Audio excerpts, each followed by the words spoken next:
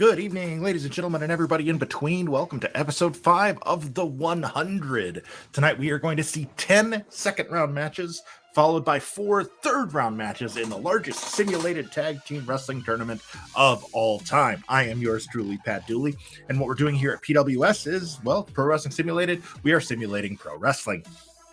Now we're using WWE 2K22, which, yeah, I know it's going to be outdated in 28 hours, I think.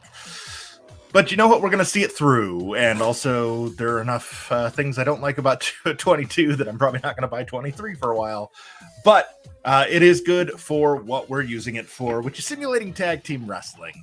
And tonight, like I said, we're going to have 14 big matches. We're having 20 teams enter. 4 teams. Well, I guess 6 teams technically, because 2 of the winning teams will move on to another episode. But we are going to have 4 teams advance to our round of 16 by the end of this episode. We are kicking things off with 2 of the lowest seeds remaining in the tournament.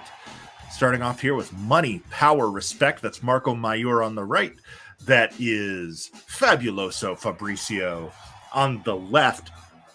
These 2 upset the Calamari Drunken Kings way back in episode 2. Contest is scheduled for one fall. On the way to the ring, at a combined weight of 586 pounds, Money Incorporated.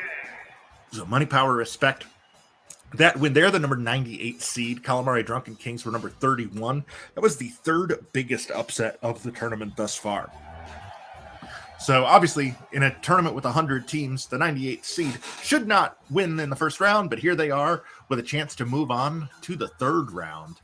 And the winners of this match will face the winners of an upcoming match tonight between FTR and Strong BJ to determine that spot in the round of 16. So their opponents, here we go, the number 95 seeds. At a combined weight of 354 pounds, the Blood Brothers. Here come the Bollywood boys. That is Gurv and Harv Sira, formerly Samir and Sunil Singh in WWE. But they are one of the top tag teams on the independent circuit, despite being the number 95 seeds in our tournament.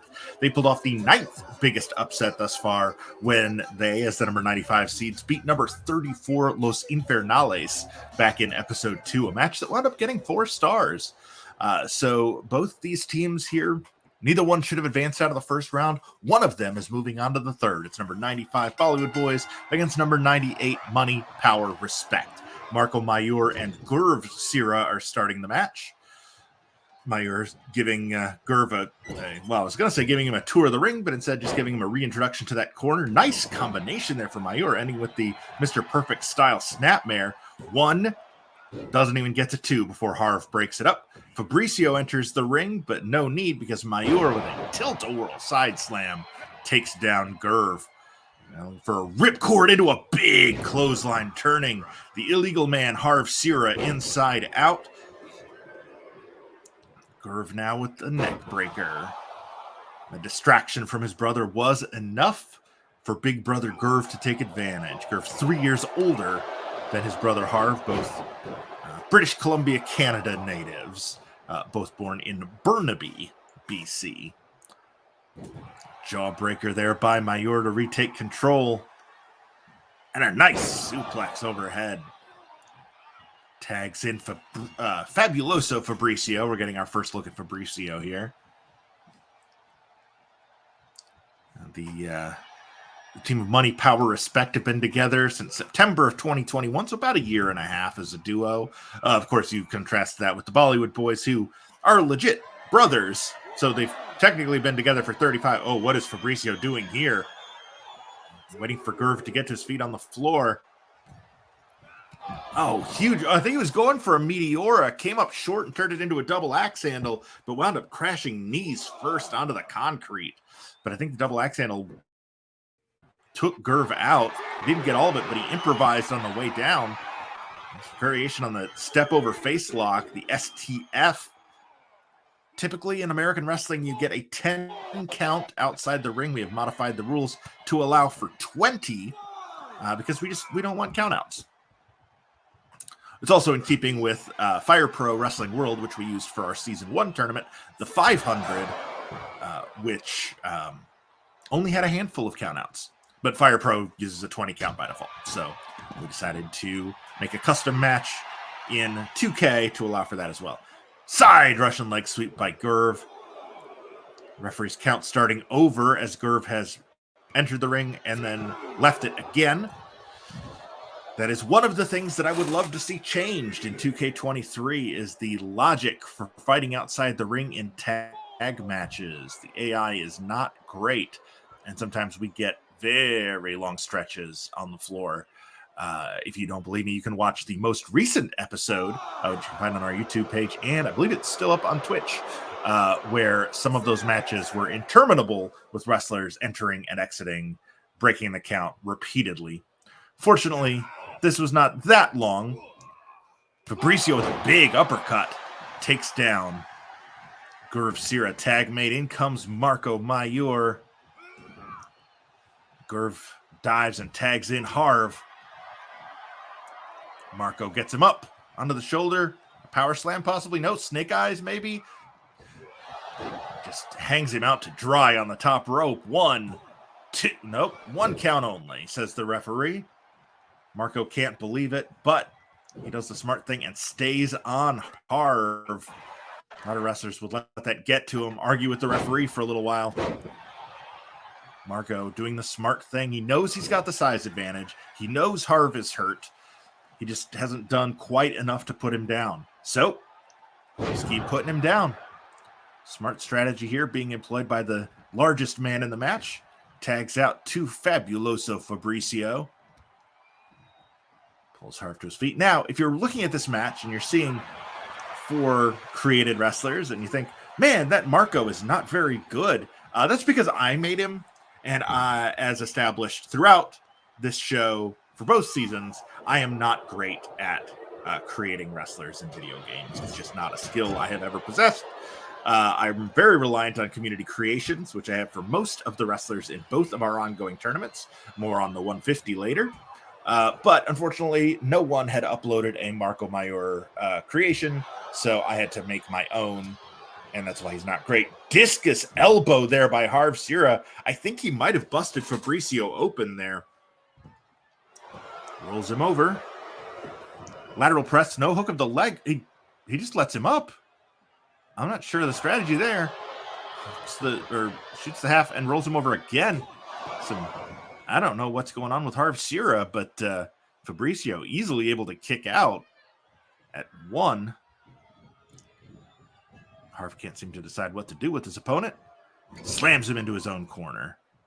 Ooh, and a big chop echoes throughout the arena here in Peoria. And of course, we've talked about we have some second and third round matches here. The winners of the third round matches will be moving on to the round of 16. Those episodes coming up in a couple weeks will include matches in the round of 16 and the quarterfinals.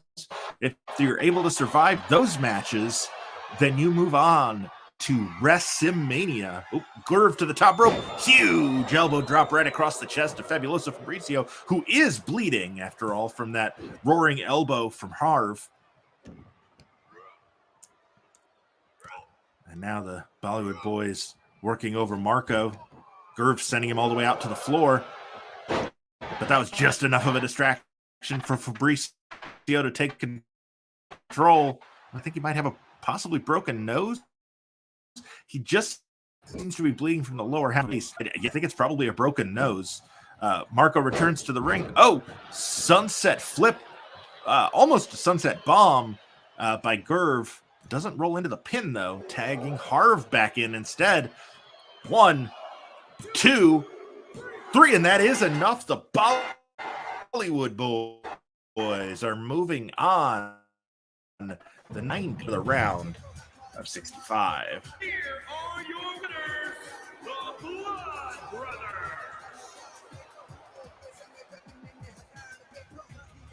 Money, power, respect coming up short, but a great run for them, pulling off the big win over Calamari Drunken Kings. Unable to get past the Bollywood boys here. and a 3-star encounter here, according to the viewers match rating here on 2K22.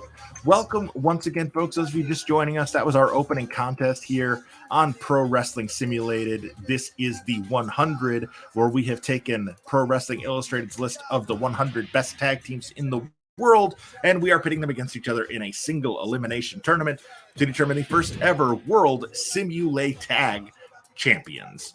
So the Bollywood Boys have clinched a spot in the round of 64. They will compete again later tonight against the winners of our upcoming match between FTR and Strong BJ. That match is, as I mentioned, coming up shortly later tonight. But first, I always make myself laugh when I say that. I don't know why that's funny to me.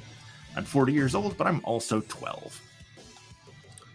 But the tournament rolls on with more second round action now, as Brandon Watts and Randy Summers, the duo of Milk Chocolate, take on Dragon Dia and Yuki Yoshioka, the team of Decourage from Dragon Gate in Japan. So Milk Chocolate, we've already seen, they upset Los Malditos in round one. Milk Chocolate, the number 91 seed, beating number 38 Los Malditos in the first round. Decourage, by virtue of being the number 27 seeds in our tournament, got a first round bye. The top 28 teams all got first round byes. So this is our first look at Dia and Yoshioka. Now, if memory serves, I was able to find the Brandon Watts edit on Community Creations, but had to make the Randy Summers myself, I think.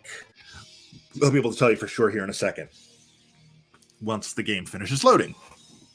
Which, again, I'm running this on PS5.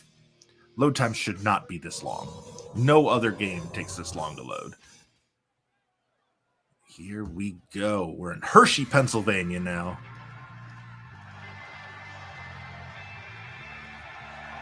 Yes. Actually, you know what? I had to make both of these guys. That's why neither one is very good. Yes, somebody needs to get on making Milk Chocolate, because these guys are really good. So over on the left, that is Brandon Watts. On the right, that is Randy Summers. As mentioned, they upset Los Malditos back in episode 1. A couple of New York guys. Watts from New York City, Summers from Levittown, both in the 175, 190 range. They have been teaming off and on in some form or another since 2013 was their first match together. June 15th, 2013 is the earliest match listed on either man's cage match profile. Which, what reason do I have to believe otherwise? But that is the Swerve God, Watts on the left, and Summers on the right. Two teams remain from Dragon Gate, which has gone 1-1 in this tournament. The Courage is one of them. At a combined weight of 330 pounds, the Core. So that is Dragon Dia on the left, wearing the Decourage t-shirt. On the right, Yuki Yoshioka. Both men under 30. Big day still ahead of both of them. They've been a team since 2018. So a little over 4 years as a duo now. Dia only a 4-year pro, Yoshioka only 6. So to put it, in comparison, Randy Watts alone has 10 years experience, as much as both of his opponents combined here. So it'll be interesting to see if the young upstarts from Decourage can overcome the veteran tandem of Milk Chocolate here. So Randy Summers starting things off with Dragon Dia, and Dia starting off with a kick to the midsection and immediately going for a pin. Trying to catch him by surprise, pinning after a spin kick to the midsection, and then a springboard moonsault press by Dia. Quick tags here early, getting Yuki Yoshioka into the match. who goes for a pin. One count only. That took a long time to set up, and Randy Summers easily able to kick out. Yoshioka kicks him in the spine. Crowd not thrilled about that, and he hits the Mr. Perfect Snapmare. We should probably have a counter going for every time that happens. And then a knee to the knee. Seems like it's not a great idea, but he is catching with the point of his knee on the inside of Summers's. So there is, he's hitting with the hardest part of his own knee against the softest part of Summers's. So, and Summers looks like he went low there.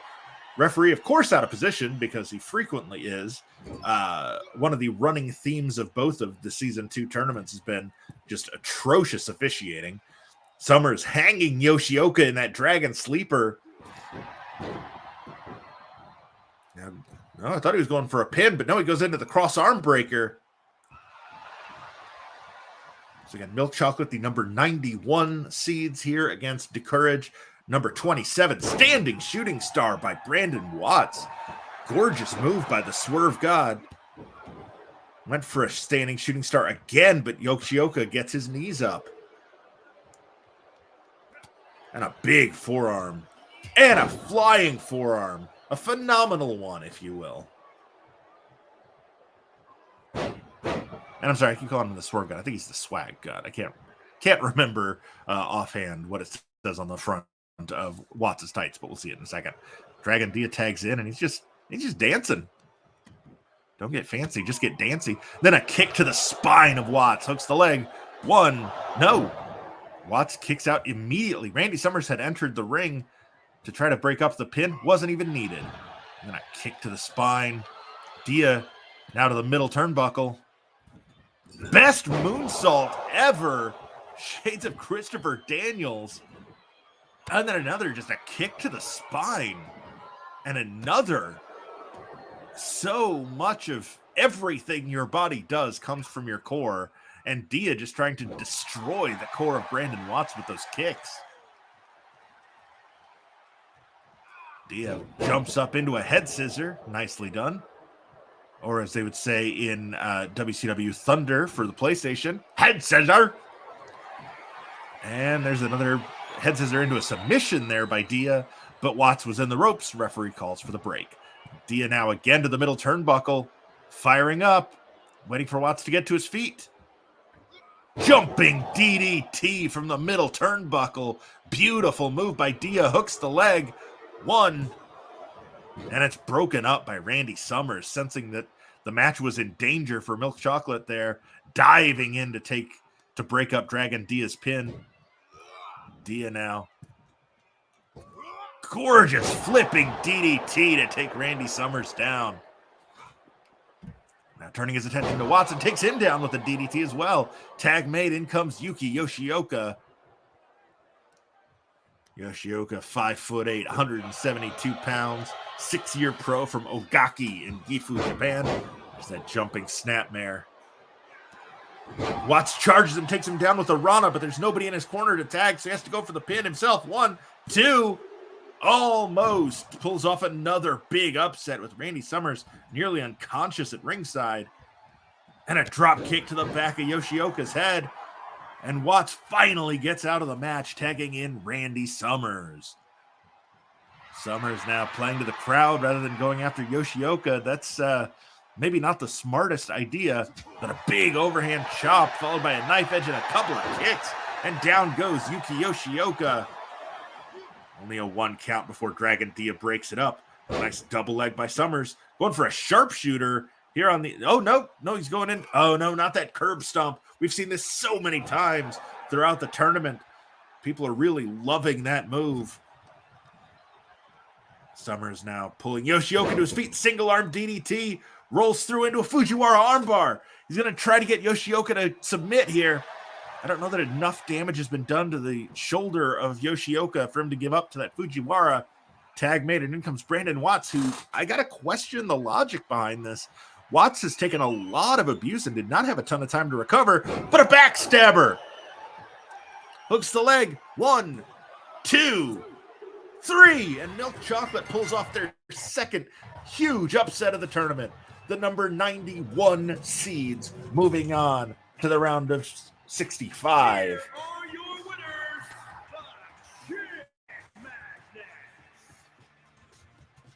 Watch hit the backstabber on Yuki Yoshioka for the win.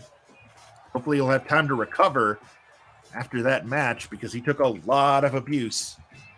And later on, they will face the winners between RK Bro and the Dark Order duo of Alex Reynolds and John Silver.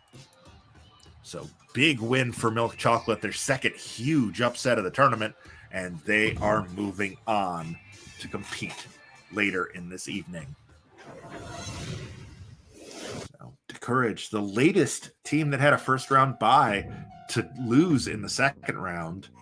Several top seeds have fallen. We'll recap earlier parts of the tournament later on in this episode. But up next, we've got an international tag team match as the Frenchadors, Aigle Blanc, and Senza Volto take on a duo that is becoming very well known to American audiences. Oh, sorry, Kyle. Wrong Kyle. Kyle Fletcher. Wait, hold on. That's a random. I just want the regular attire. Kyle Fletcher and Mark Davis, the duo of Aussie Open. The Aussie Open and the Frenchadors here. The winners will face the winners between Catch 22 and Pretty Deadly, which is stand by. I'm gonna open up a doc here on my other screen. I'm up on the one that I'm sharing. It didn't. Hooray!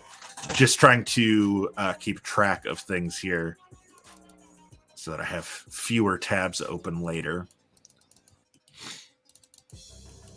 So yes, the winners here will face the winners between Catch 22 and Pretty Deadly later on. The Frenchadors did not need to pull off an upset in round one. Or no, I'm sorry, they did. They upset Los Macizos in round one to advance here to the round of 64. The match got 3 stars. Los Macizos, of course, the GCW Tag Team Champions. Aussie Open has been very prominently featured throughout the tournament, or throughout, the year so far in AEW, Ring of Honor, New Japan. Ooh, we're in Marseille for this one. That's actually an advantage for the Frenchadors, as they are, as the name would suggest, French. They're both Paris natives. And here we go. The Frenchadors, one of 2 teams remaining representing West Side Extreme Wrestling. You see them coming to the ring with the WXW World Tag Team titles around their waists. One fall. On the way to the ring, at a combined weight of 359 pounds, the Tag Team Champions, the Luchadors. So on the left, that is Senza Volto. On the right, it's Aigle Blanc. They have combined about 19 years of experience, which is impressive because the older of the two, Volto, is only 29. Volto, 29 years old, a 9-year pro. Blanc, 24 years old, a 10-year pro. He started when he was 14. Both in the mid-150s, trained by, a veritable who's who of French trainers. Volto, sometimes referred to as Guerrier du People. My apologies. I took Spanish in high school, not French. I believe that means warrior of the people. These two have been a duo since 2019. And again, that match that they had in the first round with Los Macizos garnered 3 stars. But here we go. They are about to take on the number 11 seeds in our tournament. Representing the United Empire. And their opponents, at a combined weight of 448 pounds, Oscar! So Aussie Open, one of 2 New Japan teams remaining. New Japan has got to be the most disappointing promotion in this tournament thus far, having gone 0-4. They started the tournament with 6 teams. They are down to 2. Have had no wins thus far. They have both of their remaining teams are competing tonight. We mentioned Catch 22. we will see. I mean, it's possible we will have a New Japan versus New Japan match later. Either way, there are 2 New Japan teams remaining.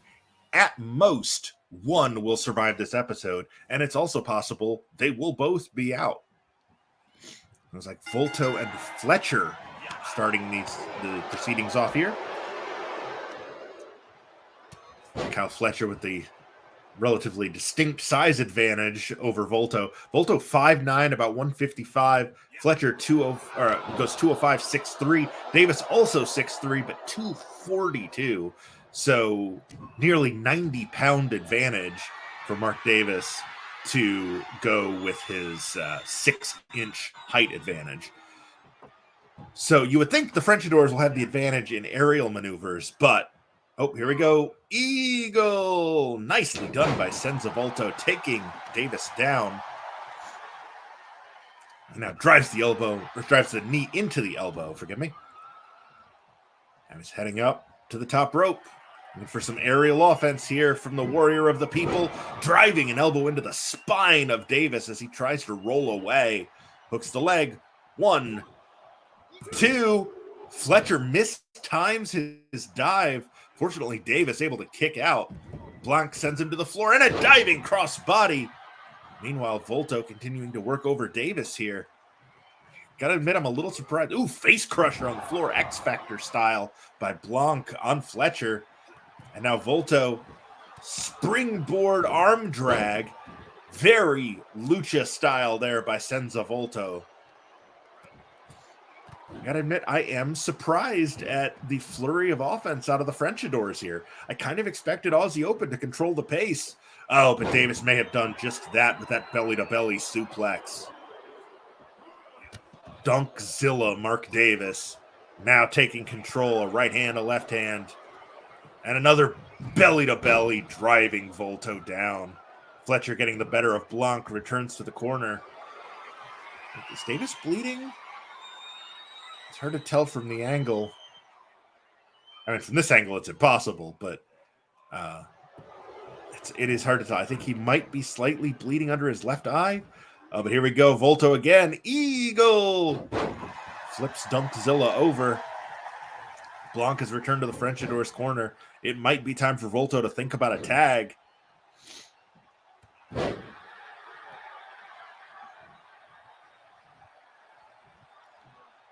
Now, yep, he is going to bring him over to his own corner here.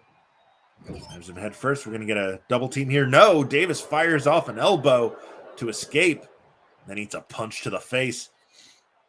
Possible poison Rana situation. No, there's a twisting Rana from Volto. Beautiful move, but he needs to stay on top of Davis. You cannot, I was going to say, you cannot allow him to make the tag to the Aussie Arrow, Kyle Fletcher, but he does, and Volto is there waiting with a big boot to the face. Volto, Cazadora into a stunner. Gorgeous combination there from Volto. 1, 2. The pin is broken up by Dunkzilla.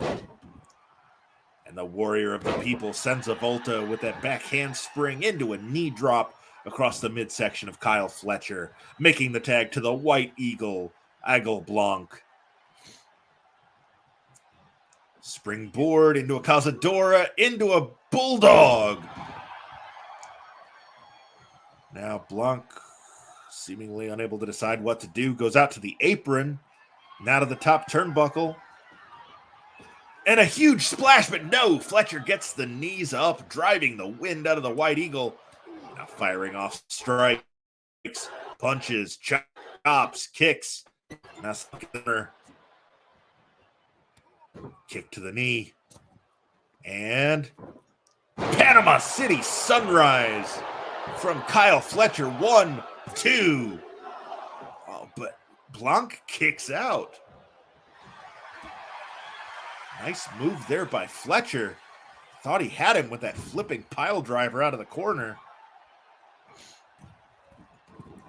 Oh, and Volto pushing Fletcher off the top rope. Accidentally takes Aigle Blanc down too. Davis tags back in. Pounces on Blanc before he can get to Volto to make the tag. Again, for those of you just joining us, the winners of this match will face the winners between Catch 22 and Pretty Deadly later on tonight. Both Aussie Open and Catch 22 hoping to give New Japan Pro Wrestling their first win in this tournament. Blanc now sending Davis to the top rope. Davis fighting back. Another belly to belly. Yes, just squashing the warrior of the people, Senza Volto. And then just posing over him rather than going for the finish. Just showing utter disrespect to his opponent here. Deadlifting him off the canvas into a military press. The power of Dunkzilla Mark Davis is just incredible. Very underrated is Mark Davis's power. And now what's he doing here with Volto? He's going to take him into the Aussie Open corner. Tag made, in comes Fletcher. It's like a double team maneuver coming here. Davis holding Blanc back while Fletcher drives a double axe handle onto the arm. Springboard cross body. Mistimed it. But it's all right. Blanc still dazed. And now Fletcher following him into his own corner. This is a dangerous place for Kyle Fletcher to allow Aigle Blanc to be. Blanc reverses. But rather than tagging in, Senza Volto goes for a bulldog and drives him down right on the logo. Rolls him over, kick to the spine. Hooks the leg. One. But Mark Davis just breaks it up with a stomp. Way too close to the Aussie Open corner. But now Davis sent to the floor by Blanc. That's going to give him time to go over and tag in Volto. Senza Volto now working over the left arm again of Kyle Fletcher. Rolls him over. Hooks the leg. One. But Davis breaks it up, diving back into the ring. And again, that handspring double knee drop by Volto right across the ribs of Kyle Fletcher. Tag made and Aigle Blanc is in. This is the number 11 seeded Aussie Open. Kyle Fletcher and Mark Davis against the number 75 French Adores, Aigle Blanc and Senza Volto, who is now tagged back into the match. Volto now with a snapmare. Rolls through. PK! Rolls him over. Another kick to the spine. Brutal kicks here from Senza Volto. Up to the top rope now. Shooting star press. 1, 2. But it's broken up by Mark Davis. Aigle Blanc takes him over with a Rana. Fletcher back to his feet. Firing off right hands and elbows on Volto. Takes his opponent down. Blanc sends Davis to the floor. Fletcher, a big knee across the jaw of Volto. Going for the pin. 1, 2. But not enough. Senza Volto barely able to roll through the pin. Getting the backs of his shoulders off the mat. Fletcher with a boot to the midsection. Blocked by Volto. No, spins him around into a belly to back. Fletcher stalking his opponent here. Another boot to the midsection.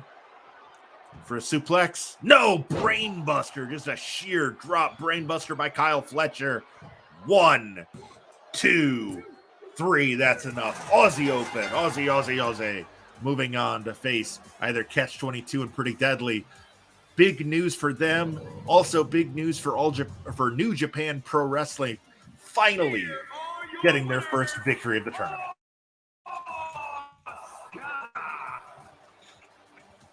French Adores putting on a great fight here, but just not enough. As Davis hits that sheer drop brainbuster on Senza Volto for the win. 4 stars for our best match of the night so far. Hard to disagree with that. So, Aussie Open will now wait for the winners between Catch 22 and Pretty Deadly. That match will take place. Both of those matches will take place later on tonight. Now, the winners of this next match will not be competing later tonight. They will return to us in 2 episodes, episode 7 of the 150, because the other side of this bracket includes a team of women.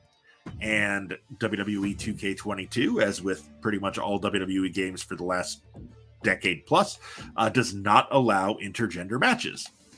So we have to do that in Fire Pro and then adjust the bracket accordingly. But this match we can run in 2K because it is two teams of men against each other. And it is the number 10 seeds. Violence is Forever. Dominic Garrini and Kevin Koo taking on the Commonwealth Connection of Doug Williams and Davey Boy Smith Jr. Now, we did see the Commonwealth Connection in the first round pulling off the upset over 51-50, which at 1 star is the lowest rated match of the tournament thus far. So hopefully they can put on a better show here against Violence is Forever, but you know, they're in there against the number 10 seed. Violence is Forever, you know, one of the top 10 tag teams in the world, according to Pro Wrestling, and pretty much anybody who's ever seen a Violence is Forever match. But Commonwealth Connection, not to be overlooked. The important thing is not the quality of the match, although, you know, we like to see good matches. The important thing is winning. You have to win to advance, and you have to advance to become the champions. So that's all that matters to Davey Boy Smith Jr. and Doug Williams here as they prepare for Dominic Garrini and Kevin Koo. And yes, I successfully stalled enough for the match to load. And here we go in Leipzig, Germany.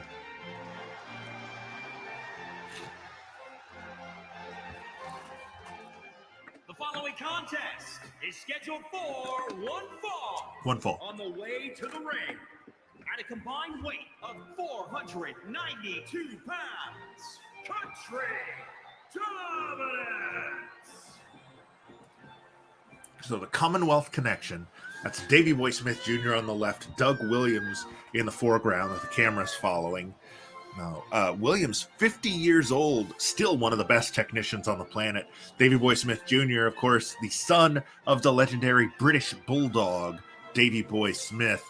These two representing the National Wrestling Alliance, which is a company that has gone 2-2 in the tournament. They are one of 5 NWA teams remaining. They're the current, Smith is one half of the current World of Sport Wrestling Tag Team Champions alongside Grotto.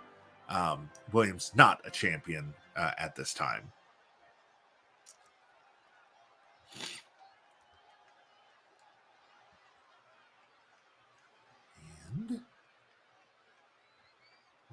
And load times.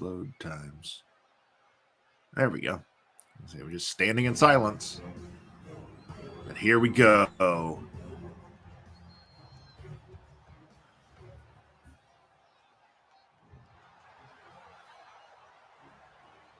The Deadlock Pro Wrestling Tag Team Champions.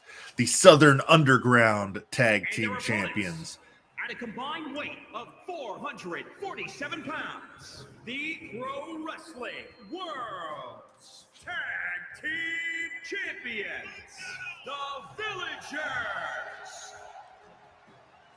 There's just a floating title there. Not sure why, because they both have their own belts. But that's Dominic Garrini in the foreground there. Kevin Koo has entered the ring behind him. They also hold the Southern Underground Pro Tag Team titles and the Action Wrestling Tag Team titles. Just one of the most dominant tag teams in independent wrestling over the last 5 years. Garrini from North Canton, Ohio. Kevin Koo from Birmingham, Alabama. It is Doug Williams and Dominic Garrini starting things off here. Williams, just to give you an example of the level of technical mastery between these two. I mean, you can see Garrini coming out in his MMA attire. In case you missed it, on his right hip, there is text that says Bone Collector. That is his nickname in the Octagon as well as in the Squared Circle. Williams, sometimes referred to as the Human Torture Device. The ambassador of British wrestling, Doug Williams, getting his chest caved in by those kicks from Dominic Guarini. And then a big roundhouse kick, shades of the legendary Yoshihiro Tajiri. And a stomp from Guarini right across the back of Williams' head. Tag made. In comes Kevin Koo. There's a martial arts expert as well as just an all-around pro wrestler. Side Russian leg sweep by Koo, rolling over into punches.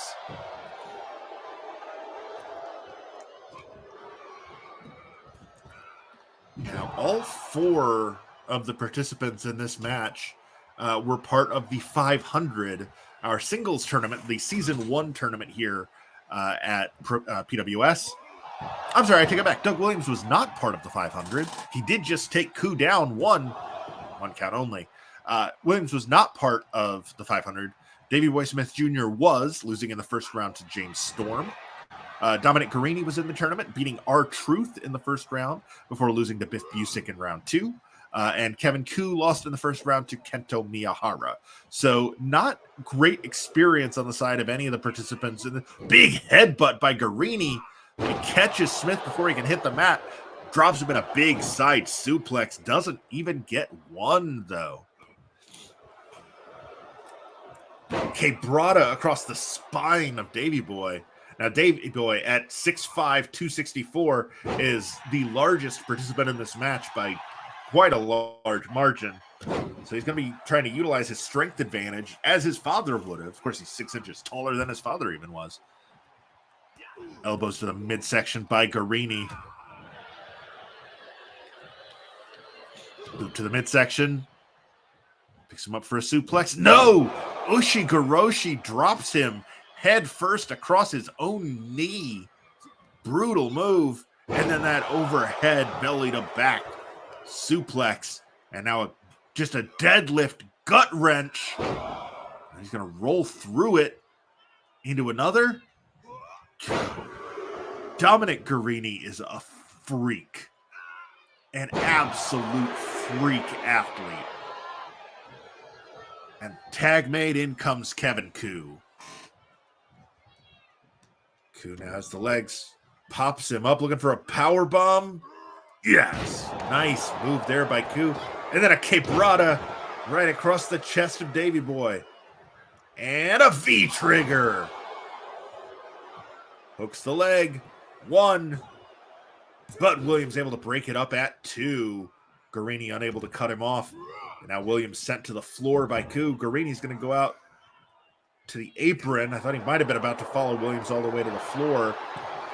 Williams seems pretty stunned after that, after being tossed to the floor by Kevin Koo. Nice double leg by Davey Boy. Going for a sharpshooter. Shades of his Uncle Brett. No. Instead, no, here comes that stomp again. Oh, just a brutal move.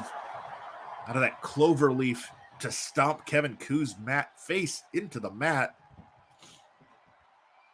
Rolls him over, hooks the leg. 1, 2. No, 2 count only. Says the referee. Smith took a little too much time dragging Kevin Koo into the center of the ring. He had time to kick out Doug Williams now. Just inspecting Kevin Koo's teeth like he's a horse. Referee could probably break that up. It is illegal. Williams performing a chiropractic adjustment on himself. Koo says, hey, let me help, and hits him with an enziguri in the back of the neck. Oh, Williams catches him into a DDT. Rolls him over. Hooks the leg. 1, 2. Koo able to kick out.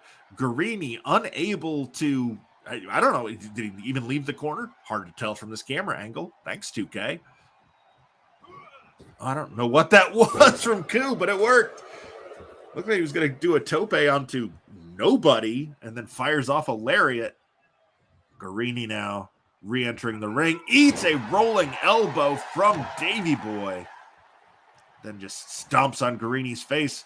Rolling through into a lapel lock, but Guarini's feet were in the ropes. Referee correctly making Smith break the hold. And then Smith takes Koo down. Davey Boy Smith is a house of fire here.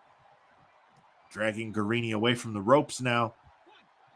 Hooks the leg. Kevin Koo is in the ring. And yeah, Davey Boy probably should have sent Koo to the floor before attempting that pin. Shot to the midsection now.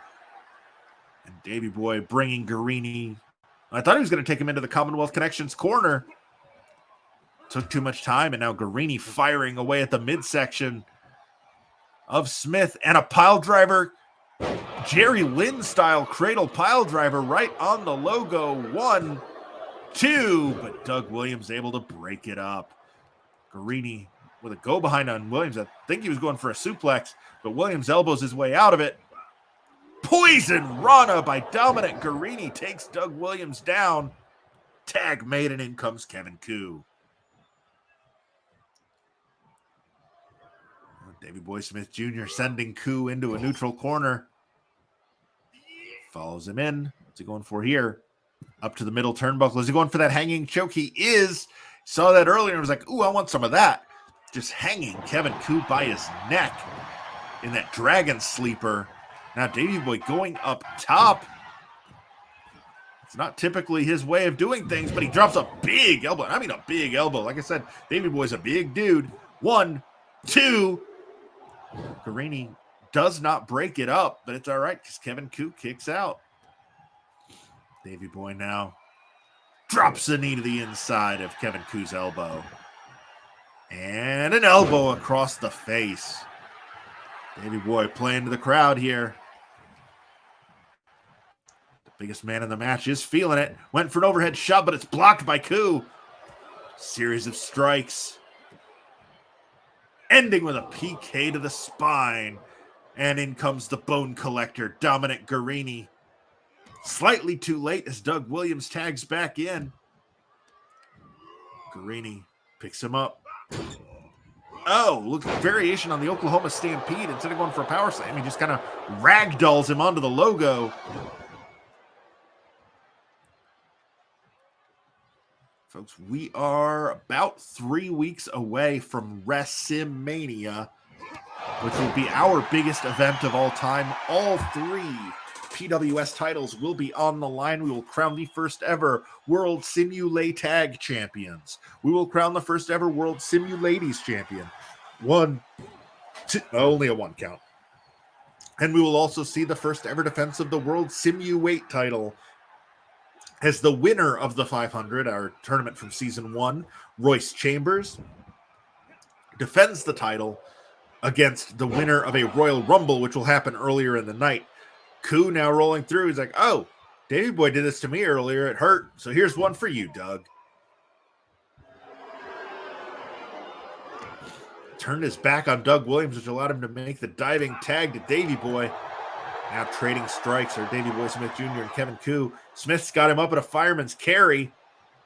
And snake eyes him into his own corner. And I think, Koo, if he's not busted open, he might have been knocked out. Smith just those face wash boots in the corner, hooks the leg. 1, but it was right in front of Dominic Guarini, and the bone collector was not going to let that stand, but he does eat a drop kick for his troubles. Smith dragging Koo away from the corner. Now I think he's going for the sharpshooter. There it is again, shades of his uncles, Brad and Owen Hart. Just wrenching back on Kevin Koo here. We might get our second upset of the tournament for the Commonwealth Connection. Wasn't going to get the submission, so he releases it. Might go for a pin. No. Pulls Koo to his feet. Half and half. No. Into an arm drag. Koo reverses it. And a spinning back fist. That Hurricane spinning back fist from Kevin Koo. Single leg by Davey Boy. Pulling Koo to his feet. A double leg now, going back for the sharpshooter. Nope, he's going back for that stomp.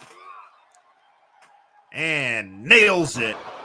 Driving Kevin Koo face first into the canvas. Hooks the leg.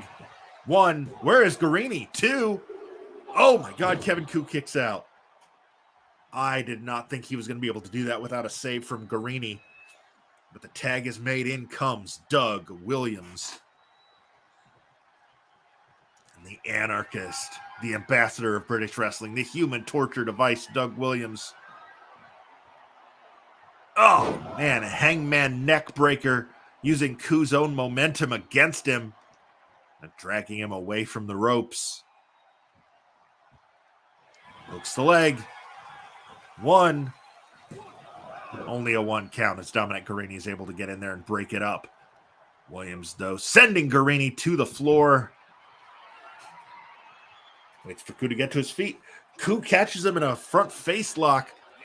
Hits an hurricane, then a series of punches. Just knees to the midsection, and down goes Williams. Ku now with a springboard leg drop across the chest and throat of Williams. As we mentioned earlier, Commonwealth Connections first round match against 5150 got only 1 star. We are on the verge of 5 here. This match has been fantastic. Ku takes Davey Boy Smith down. Oh, and then drives him down into the knee. Pulls Williams to his feet. Yeah, Ku is bleeding a little bit, looks like from just inside his right eye. Tag made. In comes the Bone Collector, Dominic Garrini. And it's going to be a tombstone. Spike tombstone by Violence is Forever. But Garrini taking too much time. I really think he should have gone for the pin there. I think that was the best opportunity you're going to get to pin Doug Williams. And Williams making Garrini pay with that drop kick to the back of the head. Now a variation on the camel clutch. Broken up by Ku. Kicks to the midsection. Ku just standing there watching Williams. Williams drops an elbow, hooks the leg. 1. Garrini grabs the bottom rope. Referee actually saw it. That has not been the case very often throughout season 2 of Pro Wrestling Simulated, but the referee did see Dominic Garrini save himself on the bottom rope. Series of elbows to the midsection from Garrini. Williams is reeling. Garrini staying on him, though. Float over, double arm, tiger driver by Garrini. Beautiful move, and a much-needed tag made to Kevin Ku. Williams is down. Is Ku just going to cover him? No, he's waiting for him to get to his feet. Boot to the midsection. Got him hooked. Pile driver by Kevin Ku, just dropping him right on his head. I'm trying to drag, I think just trying to drag him away from the ropes, but he's taking a while to do it. Hooks the leg. 1, 2, 3, and Violence is Forever. The number 10 seed are moving on to the round of 32. Here are your winners. Great showing from the Commonwealth Connection. But it just wasn't enough. Violence is Forever. One of the odds-on favorites in this tournament. And that match was a statement. 4.5 stars. And Ku with that pile driver on Doug Williams. That's the finish. So we will see Violence is Forever again in episode 7. They will face the winners between the Magical Sugar Rabbits and Z-Brats on that show. Earlier tonight, we saw Milk Chocolate, the duo of Brandon Watts and Randy Summers, pull off an upset over Dragon Dia and Yuki Yoshioka of Dragon Gate's The Courage stable. We're about to find out who will face them later tonight in a 3rd round contest. First, we have to go through all of this to set up the arena. I am so glad I learned about custom matches. Thank you to, I wish I could remember whichever fan it was that pointed out that that was an option. I didn't want champions. Shoot, what did I do? There we go. That's what I want. Because it's time to join Dark Order as Alex Reynolds and John Silver. They do got a corner man, don't they? And they're going to add.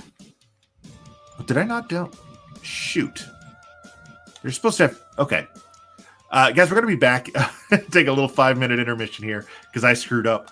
Based on the PWI Top 100 tag teams that we're using to determine the seeds in our tournament, Preston Vance is also considered part of that team, even though he's no longer a member of Dark Order. So we're going to take a little 5-minute intermission while I hop on Community Creations and try and grab a Preston Vance real quick. Stick with me. I'll be right back.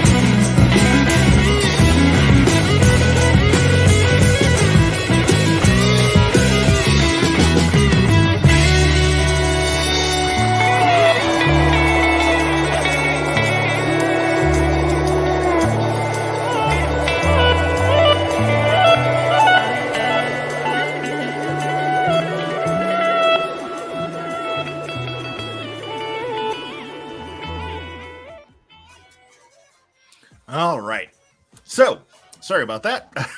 But I seem to have fixed the issue, although I did discover another in that I have not updated Riddle to be called Matt Riddle. But you know what? It's fine. We all know who we're talking about. It's just going to show Riddle on the screen, but we know it's Matt Riddle.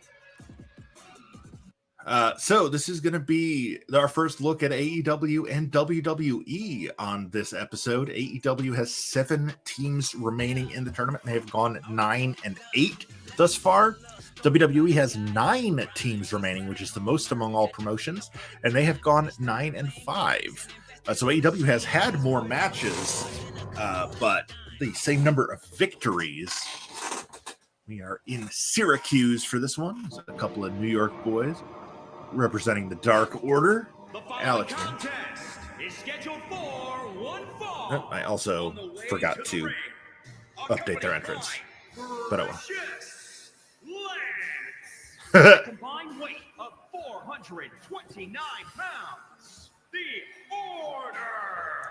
So it's Alex Reynolds and John Silver from the Dark Order, Preston Vance from La Facción Ingobernable, but because they were together when PWI put together their list, he is accompanying them to the ring for this match, despite having betrayed them on AEW television. A truce has been formed, and Reynolds and Silver will probably need all the help they can get,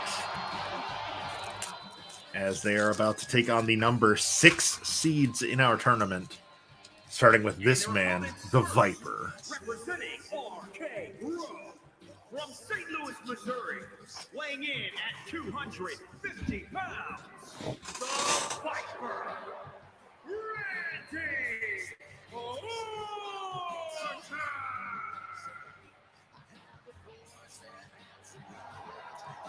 Randy Orton. Randy Orton, I mean, if you don't know who Orton is, then I don't quite know how you found this stream. But Randy Orton, one of the all-time greats, multiple-time world champion, multiple-time tag team champion. He's held every mid-card belt there is to win. Just one of the all-time greats is Randy Orton. Is he on the back half of his career? Sure. He's been at it for 20 years. You know, eventually everybody slows down and comes to an end. But is he any less dangerous than he's ever been throughout his career? No. They still call him the Viper with good reason. But have the edges been softened a little bit by his relationship with his tag team partner tonight? Possibly. We're about to see his partner here for the first time after Orton does his trademark pose on the middle turnbuckle there.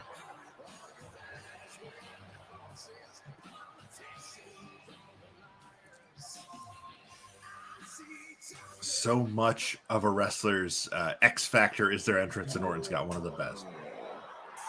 And here comes his partner, 6'2", 216 pounds, an 8-year pro, the king of bros, Matt Riddle.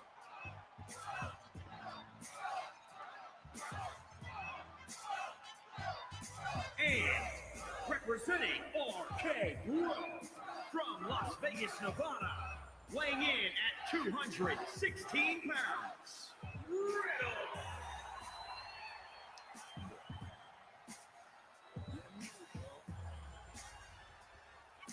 Matt Riddle, one of the best technicians in the world, also a martial arts expert. You can see coming out in his MMA gear. He is a decorated MMA competitor in addition to being a fantastic wrestler. We're about to see Riddle and Orton here. The number 6 overall seeds, RK Bro, against number 70, that man, Johnny Hungy, and his tag team partner, Alex Reynolds, the handsome devil. There's the bell. And Silver with a series of strikes here on Randy Orton. The big meat man. Big kick to the back of the head of Orton. The Dark Order rolling here. Silver to the top rope. And Riddle. Oh, he went for a big punch. But it wasn't enough to throw Silver trajectory off the round. Riddle wound up missing on his big clothesline attempt on Orton. Falcon Arrow, he hit him with the deal. Reynolds and Silver pulled off the upset in episode 3 when they beat Las Fresas de Egoistas. That's the duo of Asuka and Makoto. Of course, that was in Fire Pro because Asuka and Makoto are women and Reynolds and Silver are not. Oh, big back elbow by Orton. Firing off strikes here and a punch to the midsection and a standing drop kick. Tag made, and in comes Matt Riddle. Again, the Heroes. The middle turnbuckle. Silver to his feet. Went for, man, people just missing those top rope strikes. And Silver sent to the floor. Orton out there with him. That is dangerous territory. But Riddle waving his partner off. Oh, nope. Riddle. Is Riddle going after Preston Vance? We've seen this happen several times throughout the tournament, and I don't know why. Going after the manager of the opponent instead of staying on your opponent. Silver sending Riddle back into the ring. Preston Vance cheering on his charge, John Silver, even though LFI hates the Dark Order, but he probably hates Matt Riddle more right now. Silver just staring at, why are you not doing anything? There we go, big chop. Silver, I'm not sure if sends Riddle 2/3 of the way across the ring. Look, he wanted to tag in Orton, but Silver not going to allow it. Series of kicks and then a low DDT. Tag made, and in comes Alex Reynolds. Reynolds just kicking dirt on Riddle there. That's probably not wise by the handsome devil. Going for the pin. 1, 2. Ooh, almost. Wow. That was a much closer pinfall than I was expecting. Tag made, and Silver comes back in. Quick tags here from the Dark Order duo of Reynolds and Silver. Oh, but Riddle now firing off strikes. And a big takedown on Silver. Nice. Wrapping up the legs. Rolling through. Brutal grapevine ankle lock by Riddle. And Silver trying to fight his way out of it. Attacking the shin of Riddle. Hey, whatever it takes to get out, you strike whatever part of your opponent's anatomy you can. And Riddle just kicks him in the back of the head. And now firing off those strikes to the head into the... It's the bro mission. He's got him in the bro mission, and Orton sends Reynolds to the floor. Is Silver going to tap out? He doesn't. Riddle has to let up on the hold. And now just gut-wrenching him off the canvas, taking him down, rolling through it. We saw Dominic Guarini do this earlier. And Riddle with the release on the second one. Hooks the leg. 1, 2, 3, and RK Bro is moving on. Was there ever any doubt? The number 6 seed, RK Bro. Are your winners,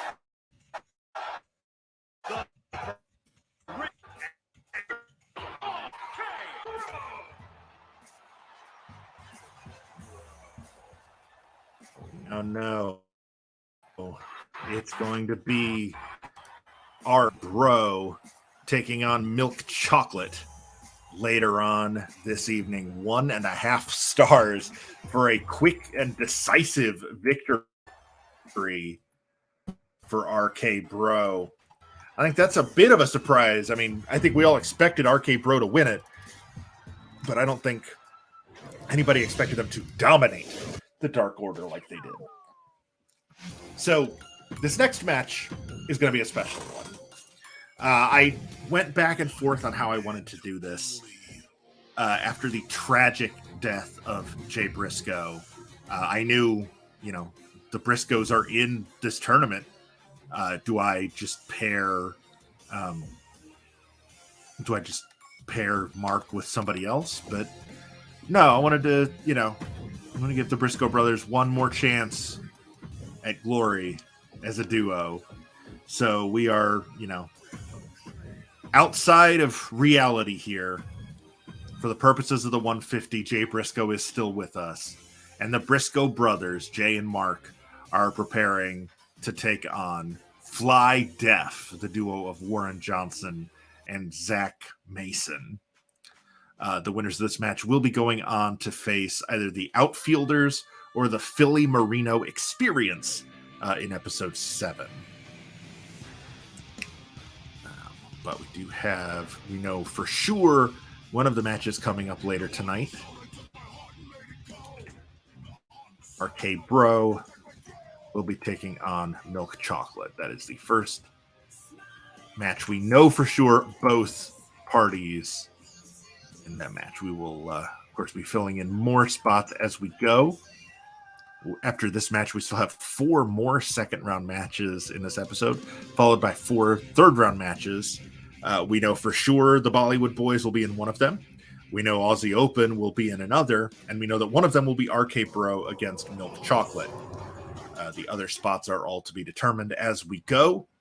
This match won't be one of them, as we are in Worcester, Mass. Fly Deaf. We saw them back in episode 2, upsetting the Kings of the North, Bonesaw and Damian Corbin. The following contest is scheduled for one fall. On the way to the ring, at a combined weight of 377 pounds. 3, 5, 1. So Fly Deaf, the current VIP Wrestling Tag Team Champions, and the current Inspire Pro Wrestling Twin Dragon Connection Champions. They've been a team since 2018. It is Warren Johnson and Zach Mason.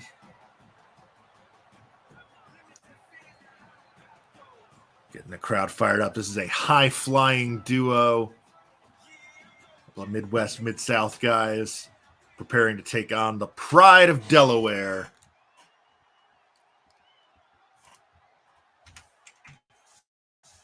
Reach for the sky, boy. Unfortunately, that's not an option in the game.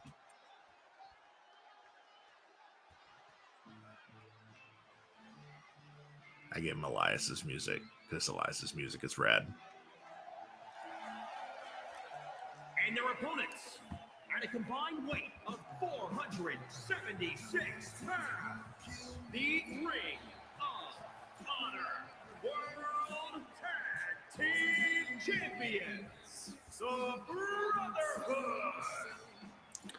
That's Jay and Mark Briscoe, the Briscoe Brothers. Representing AEW. AEW, of course, 0-1 tonight, 9-9 overall. They are the Ring of Honor Tag Team Champions, have been since December. They have been, obviously they've been partners for 38 years that they've both been alive, but officially in wrestling since the year 2000. Both born in Salisbury, Maryland, but, of course, making their home in Sandy Fork, Delaware. Here you see Zach Mason, Jay Briscoe, and there's the bell. Shot to the midsection by Zach Zilla, rolling through with that code red to start the match. Hooks the leg. 1, 2. Fly Deaf, of course, the number 67 seeds here against number 3 Briscoe Brothers. Zach Zilla swings and misses on that springboard moonsault. Briscoe telling him to get that nonsense out of here. Bringing him over to the Briscoe's corner. I thought he might have been about to tag in Mark, but no. A hanging neck breaker. Brutal maneuver there by Jay Briscoe. Hooks the leg. 1, 2. Oh, Warren Johnson just standing on the apron watching that. That might have been enough.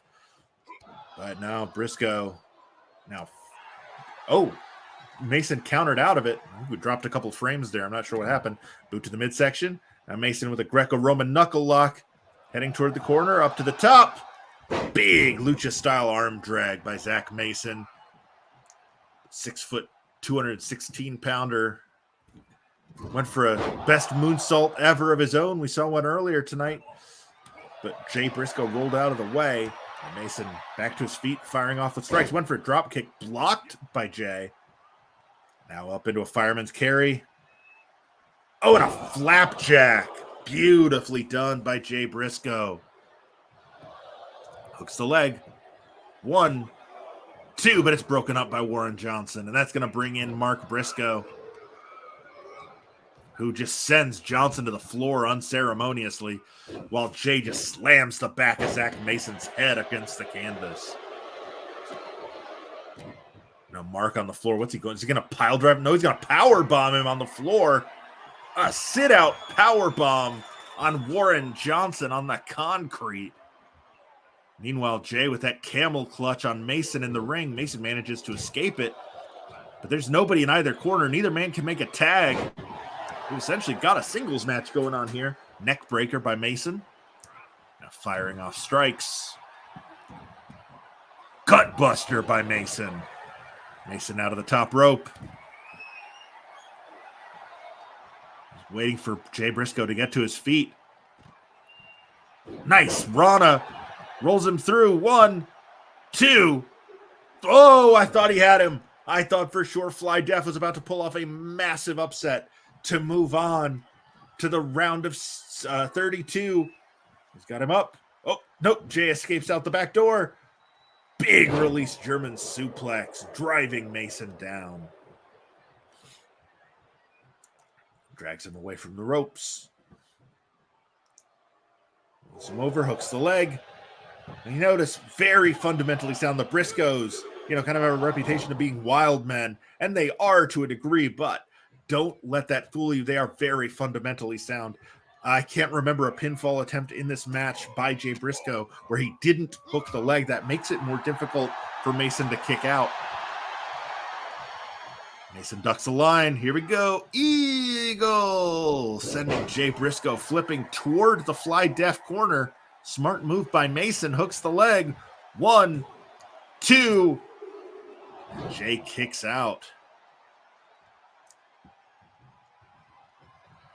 Mason makes the tag, and we're going to get a first look at Warren Johnson as a legal participant in this match. Actually, I think that's the first tag by either team thus far in this match. It's been Mason and Jay since we started.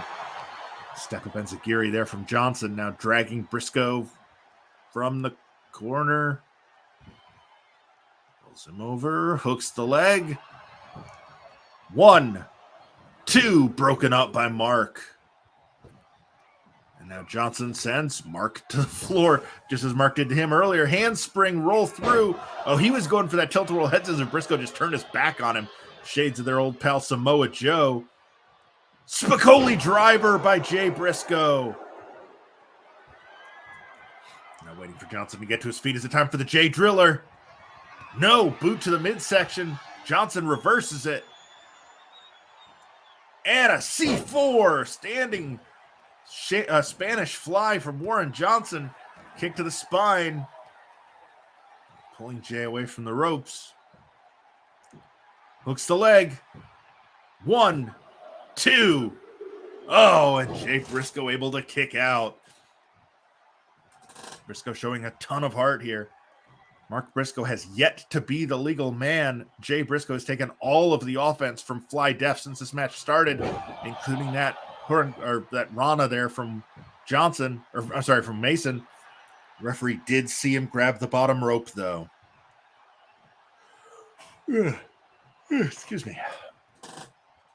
My internal clock is all kinds of jacked up by daylight saving time. Eagle! Down goes Jay. Mason now. Oh, I'm not sure what he was going for there. Ducks the line, goes for it again. Eagle!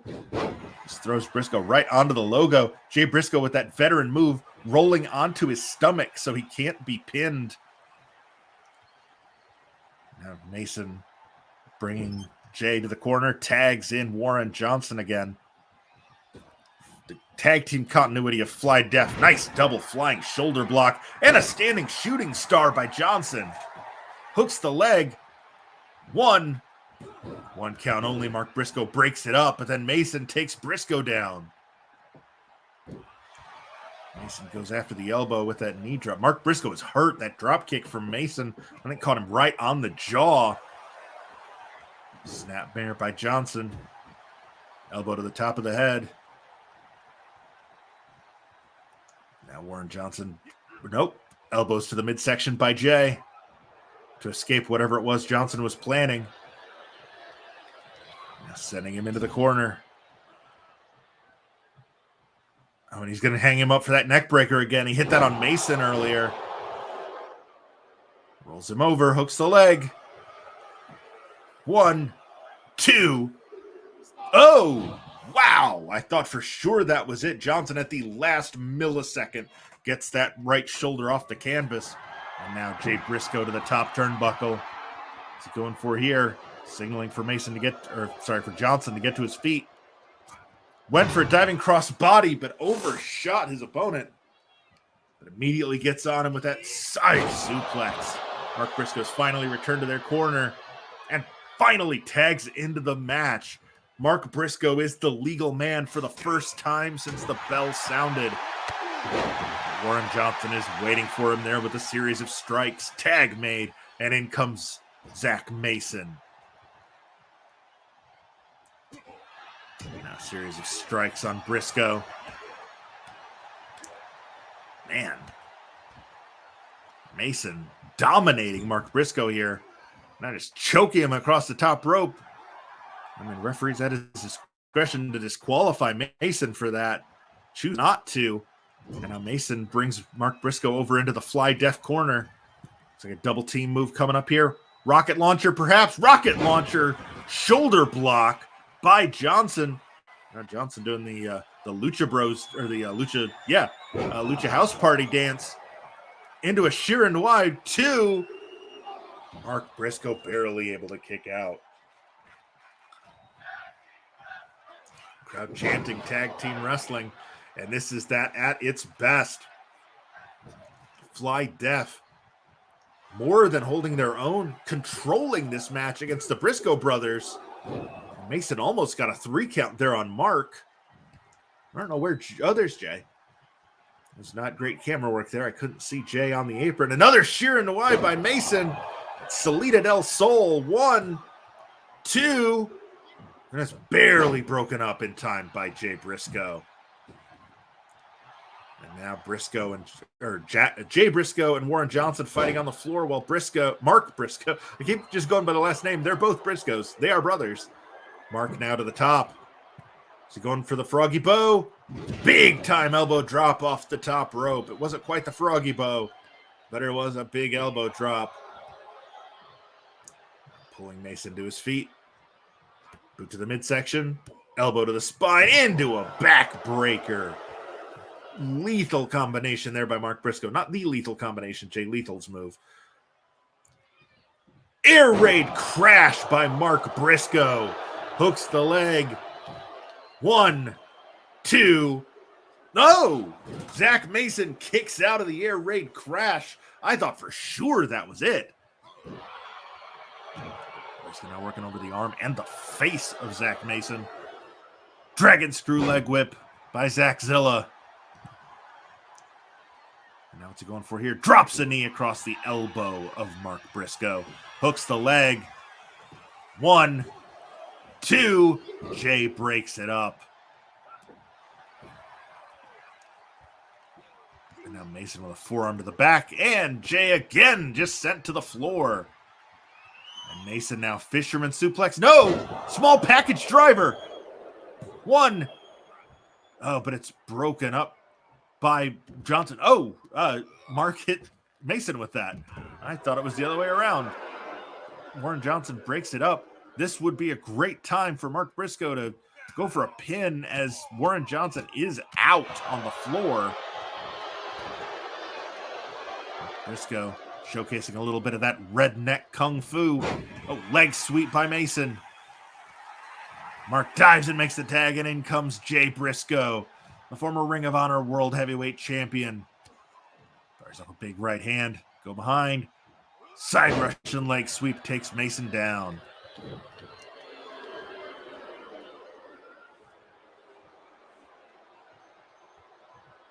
Jay stomping on Mason, but Mason continuing to try and crawl toward Warren Johnson. But Briscoe gets him up. Looking for that Spicoli driver again. No. Mason with a go behind. Diving reverse DDT. Hooks the leg. 1, 2, but Mark breaks it up. Fantastic back and forth match. I mean, this one's getting 5 stars. Mark Briscoe sent to the floor. Mason goes after Jay, but Jay blocks whatever he was going for. A series of strikes. Now gets him up on his shoulder. Thought he might have been going for the Jay Driller instead, just driving him. Snake eyes off the top turnbuckle. 1. Warren Johnson breaks it up.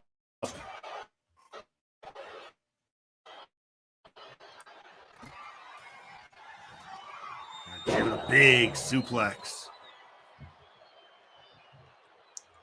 Folks, this is only our 6th of 14 matches, and we're an hour and a half into the stream. There we go. Jay Driller. Just dropping Mason on the tippy top of his head. 1, 2. Oh, I can't believe Zach Mason just kicked out of that. Warren Johnson was not going to get there in time to break it up.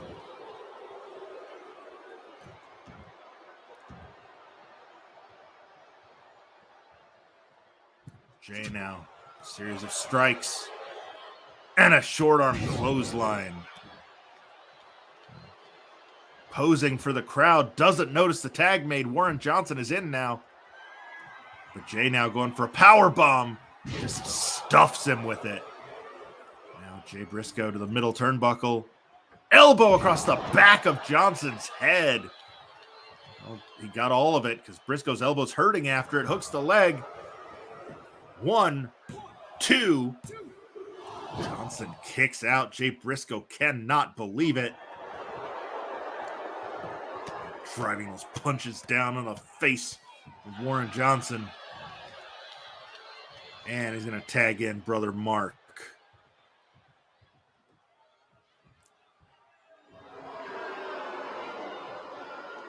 Briscoe taunting Warren Johnson here. Oh, just a straight kick to the face. Brutal moving out, just driving the back of his head. The referee might want to start thinking about stopping this match. Hooks the leg. 1, 2. Oh, barely made the save, did Zach Mason. And now Mark Briscoe hurls him to the floor. Tag made, and in comes Jay Briscoe. And Jay just turns Johnson inside out with a lariat. 1, 2, 3, and the Briscoe brothers are moving on. 5-star match here against Fly Death. Great showing by Johnson and Mason. No shame in losing this way.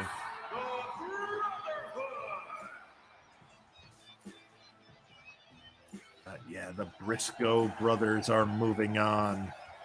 We will see them again in episode 7.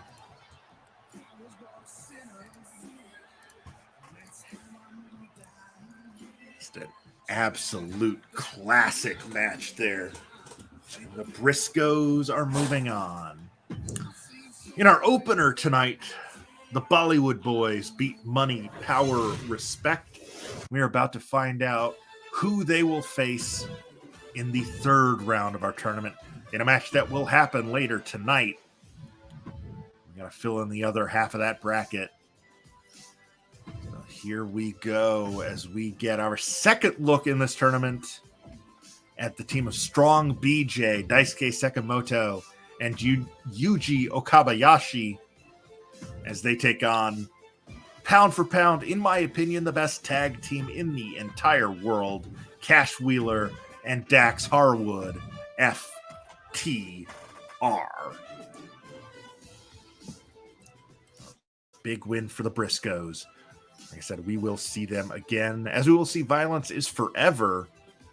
Both have moved on to episode 7 of our tournament. You know, the Briscoe brothers will face either the Outfielders or the Philly Marino Experience. And we know that Violence is Forever will face either the Magical Sugar Rabbits or Zebrats. We'll await the winners of that match.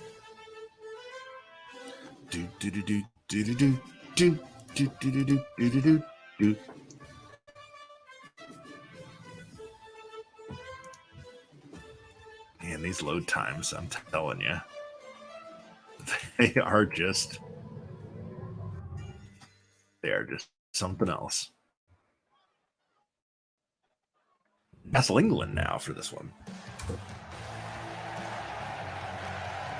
The following contest is scheduled for one fall. On the way to the ring, combined weight of 534 pounds, the Street Profits.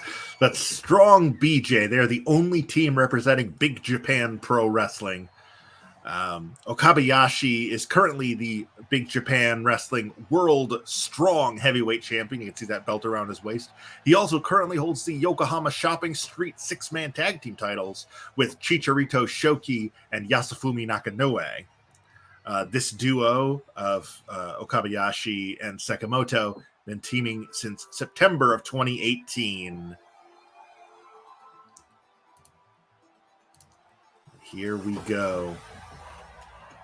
At a combined weight of 534 pounds, the FBI. Comes FTR. On the left, that's Cash Wheeler. On the right, that's Dax Harwood. I mean, is there a tag team title in the world they have not held? They held the Raw, SmackDown, and NXT titles when they were in WWE. They're former AEW tag team champions, former New Japan the IWGP tag team champions, the Ring of Honor tag team champions, the Lucha Libre AAA worldwide tag team champions. They have held pretty much every major tag team championship in the world, in the real world. Now they are looking to see, as the number 2 seeds in our tournament, if they can also claim the most prestigious digital tag team titles in the world. But first they have to get through Sekimoto and Okabayashi, who, as I mentioned before, we did see in the first round. Oh, and Okabayashi just power bombs Wheeler right off the bat, hooks the leg. 1, 2. Wow, that would have been fast. But Sekimoto and Okabayashi put on a 4-star match with Tamatonga and Tongaloa of the Gorillas of Destiny back in episode 1 of this tournament. FTR, of course, is the number 2 seed, had a first round bye.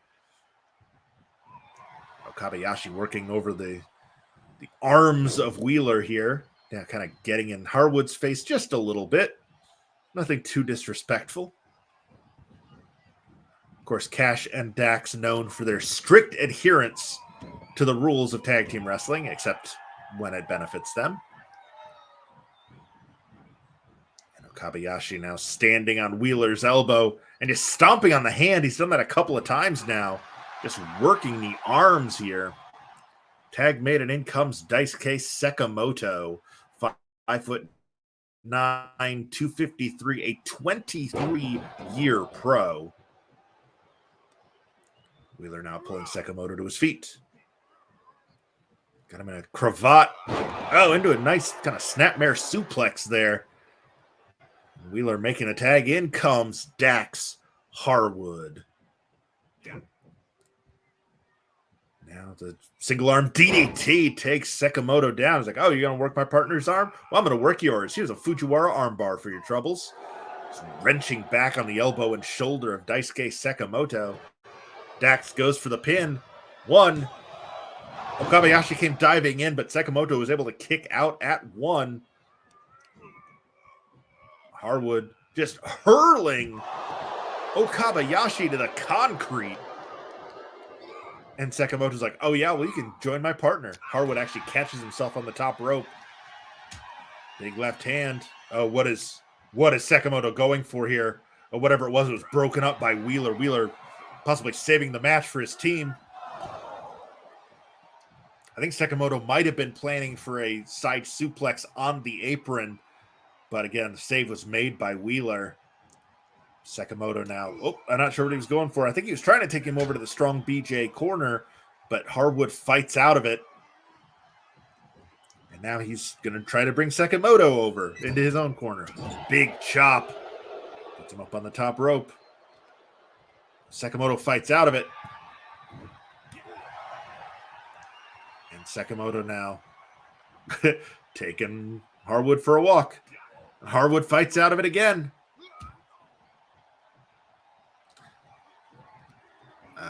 Sakamoto, the only man in this match to not participate in the 500. Okabayashi lost in the first round to Chris Brooks.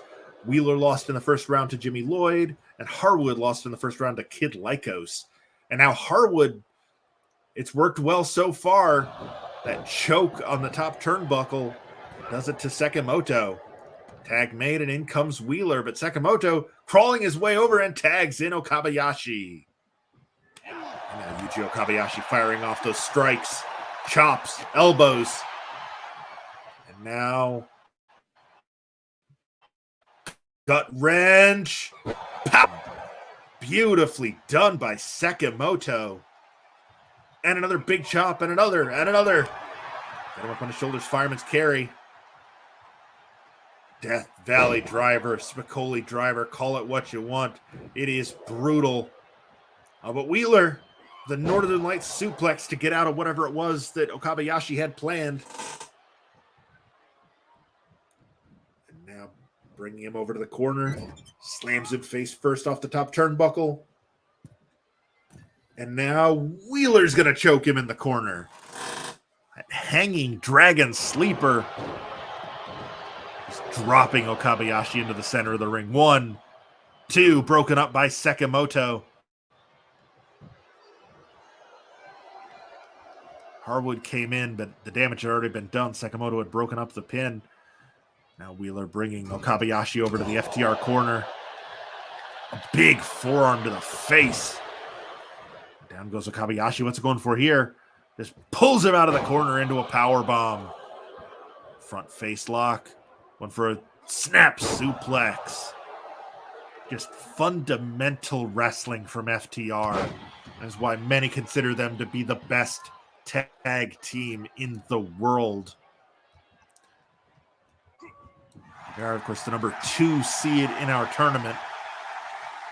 Oh, Dax escapes out the back of what Okabayashi was going for. The number 1 overall seed, the Usos, have already moved on to the 4th round. 1, 2, oh, and Okabayashi barely able to kick out. Now, Harwood pulling Okabayashi to his feet. Double leg, going for the sharpshooter. Nope, it looks like it's time for another one of those stomps. There it is. Now Dax makes the tag, in comes Cash Wheeler. Wheeler now rolling Okabayashi over, hooks the leg. 1 count only as Sakamoto was right there. Harwood is going to send him to the floor, going to follow him out. He is. That's going to give Wheeler a chance to be alone in the ring. Oh, some joint manipulation there. Oh, stomping on the elbow. Backbreaker on the floor by Dax. And now Cash with a sharpshooter on Okabayashi. That might have been enough, but Okabayashi too close to the ropes. Now Wheeler. Oh, it looked like he was going for a backbreaker, but he took a knee to the face from Okabayashi instead. And a big right hand. Now we cut to the floor. Not sure what's going on in the ring, but Wheeler just suplexed Sakamoto on the ramp. Okabayashi going for the pin now. 1, 2, broken up by Harwood. Okabayashi now going after Harwood's got him up. Was he going to return the favor? No, I thought he was going to slam him to the floor like he'd done earlier. Instead, just peeling him into the center of the ring. And now Wheeler's going to go for that stomp. God. That does not get any less brutal the more I see it. But he drags Okabayashi out of the corner now.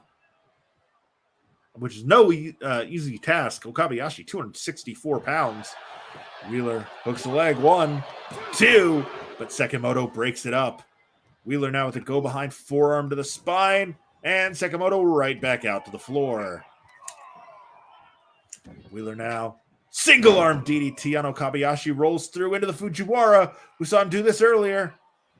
Wrenching back on the elbow and shoulder of Yuji Okabayashi.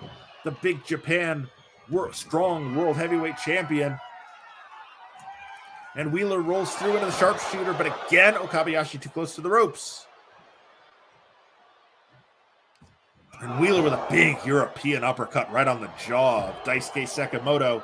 Hooks the leg. 1, 2, 3. That is enough. FTR, the number 2 seeds in our tournament, moving on. Number 66. Strong BJ.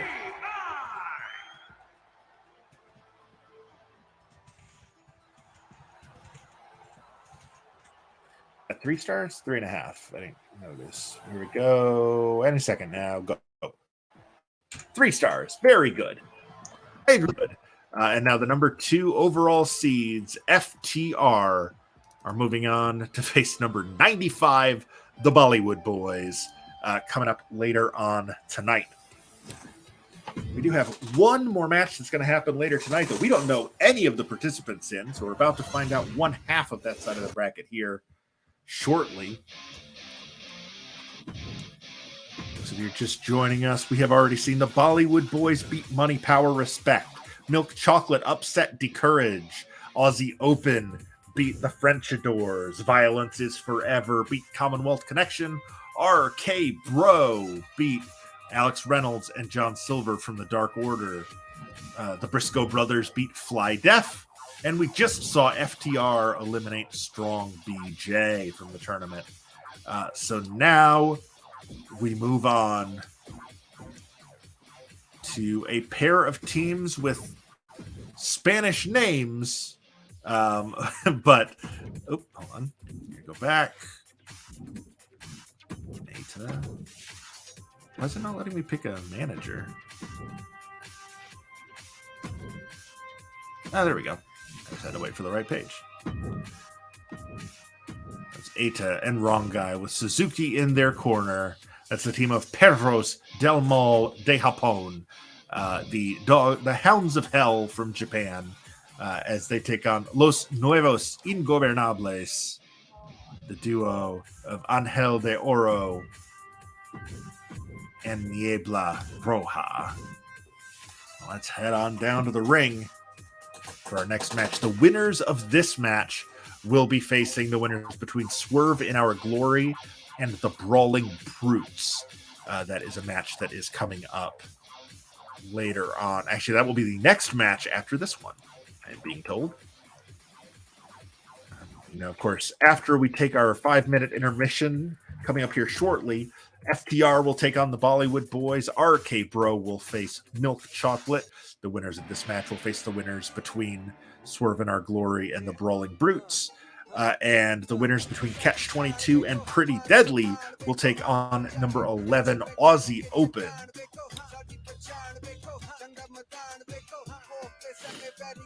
Sorry, got the allergy sniffles going on here. My Zyrtec has worn off for the day, which, I just love when that happens in the middle of a stream. We're an hour and 43 minutes into this stream. That last match was the halfway point, so it looks like we're probably going to go about 3.5 hours tonight. But we've had some really excellent matches so far. Of course, the best match of the night was the Briscoe Brothers and Fly Deaf. But that Violence is Forever Commonwealth Connection match was fantastic. Aussie Open against the French Adores was very good. Now we're about to see The contest is scheduled for one fall. On the way to the ring, accompanied by Matt Suzuki at a combined weight of 358 pounds. 32! So Perros del Mal de Japón from Pro Wrestling Noah. Noah has gone 2-0 thus far in this tournament. There are 2 Noah teams remaining. Of course, the other... I keep saying of course. It's not of course. You don't know. No, that's not meant to be dismissive. It just means that you don't know. Perros del Mal de Japón beat State of Emergency in the first round. The other one was Stinger when they beat Renegade Twins. It's Nasawa Wrong Guy on the right and Eita on the left. And they are preparing here to take on one of 3 remaining CMLL teams, Los Nuevos Ingobernables. Angel de Oro is the current Mexican national light heavyweight champion, and as a duo, they are the CMLL World Tag Team Champions. And their opponents, at a combined weight of 478 pounds, the Lucha Libre World Tag Team Champions, the New Age Outlaws. So, Los Nuevos Ingobernables. Only been a team for a little over 2 years, as opposed, well, and actually that gives them a slight experience advantage of about 7 months over Perros del Mal de Japón. These are two of the newer teams in our tournament. But great continuity on both sides. NGI, who you see right there, that's Angel de Oro, the Golden Angel in the mask. Niebla Roja leading the way in the cape. They are the number 15 seeds in our tournament. They had a first round bye, whereas PMJ had did not have a first round bye. They had a first round match, beating State of Emergency back in episode 2 of this tournament.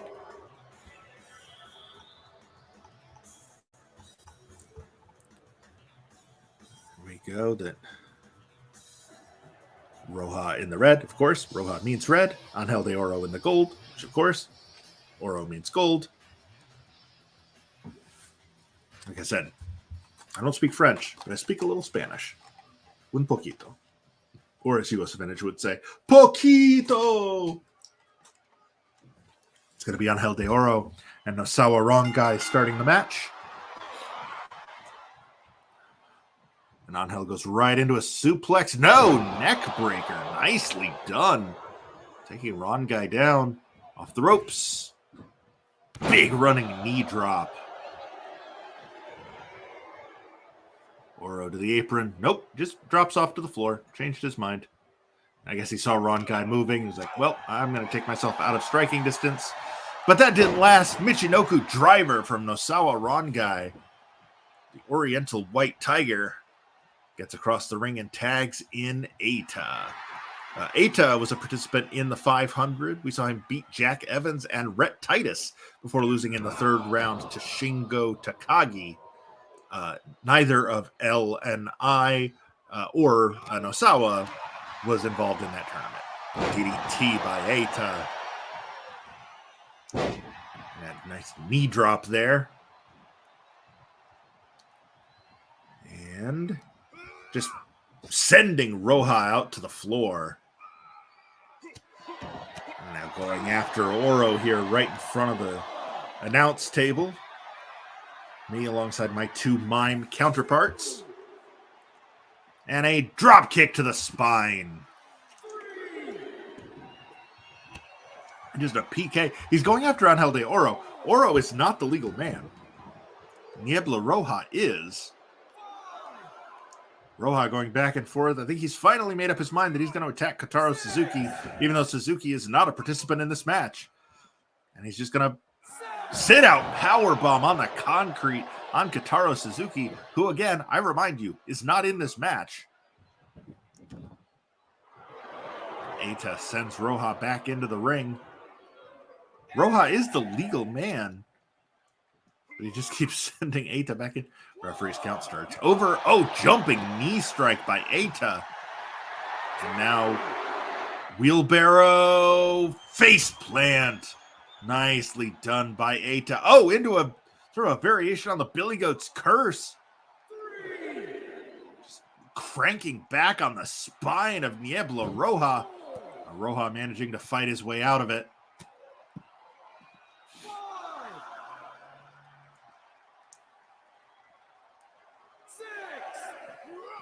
And now sending him into the apron. Roja chasing Suzuki again.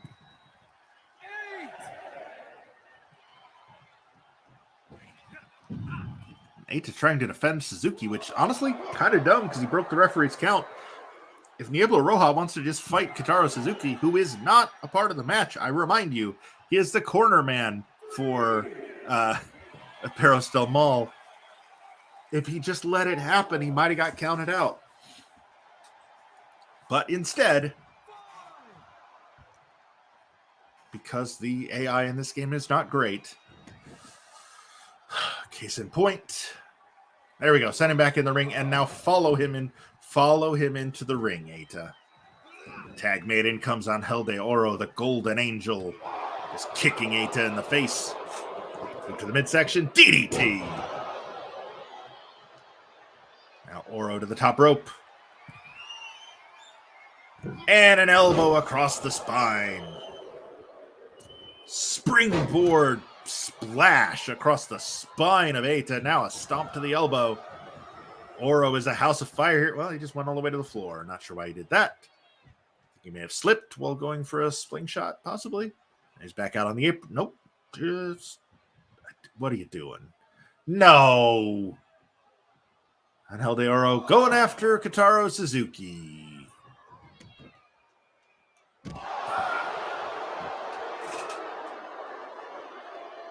Guys, I really am trying to get in reps here, calling commentary on wrestling matches, because in hopefully just a few short weeks, date has not officially been announced, but I am told it is soon. FXE Wrestling is going to have its first show in Hendersonville, Tennessee, and I will be the play-by-play announcer. I am the creative lead there as well. So I'm using these streams as a way to, kind of get my reps up. I don't have a huge viewership, but it's all right. I'm honestly mostly using it to get reps in and have stuff to put on a reel. But it's really hard to call matches when the AI is so bad. And Angel de Oro, again, rather than going after his actual opponent, Eita, goes after his manager, Kotaro Suzuki. And Eita, of course, follows him out, resetting the referee's count again. And the match just goes on and on. I was having a really nice time tonight, too.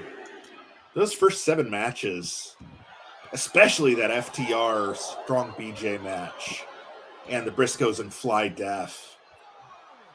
And I guess Violence is Forever in the Commonwealth Connection. Really good matches all over the place tonight. And then we got to this one. And I'm reminded why I prefer to use Fire Pro. And why once these tournaments are done, I will be going back to Fire Pro exclusively for whatever Season 3 winds up being. Angel de Oro back in the ring. Get in the ring, Eita. Get in the damn ring. He finally does. Oro, forearm to the spine, and no! God damn it. A series of punches, and down goes Ron Guy. And a tope suicida on a guy who's not even in the match. I don't blame the crowd for booing this at all. This is shitty wrestling. Get in the ring.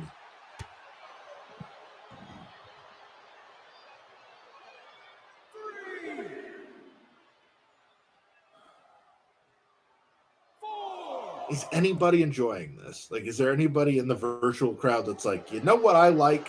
When wrestlers forget who their actual opponents are and the referee's count gets broken 48 times in a single sequence.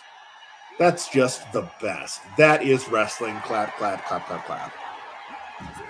Yeah, just choke him out. Choke him out. I hope you both get counted out. Everybody should lose this match.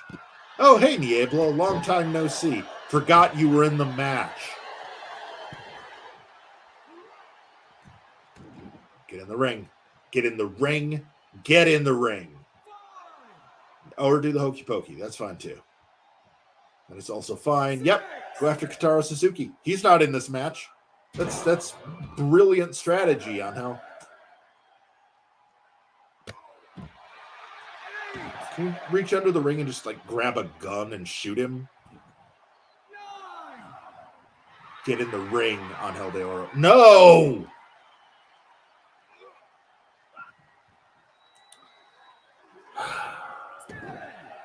I really was enjoying this show. The first 7 matches, we had a 5-star, we had a 4.5-star, we had a 4-star. Oh no. This match is never going to end, is it? This is the rest of my life.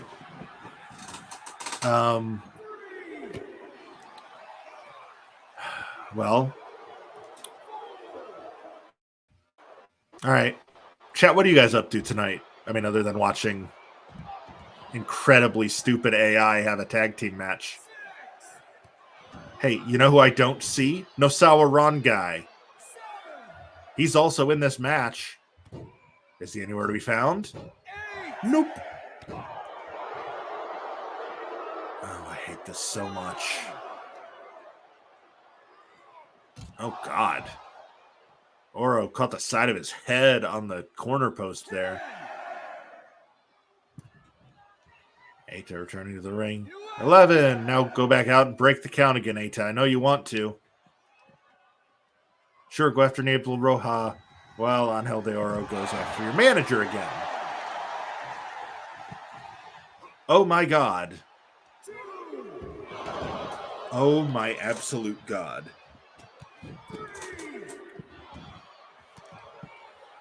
I'm normally not a praying man, but if you're up there, save me, Superman. This match is insufferable.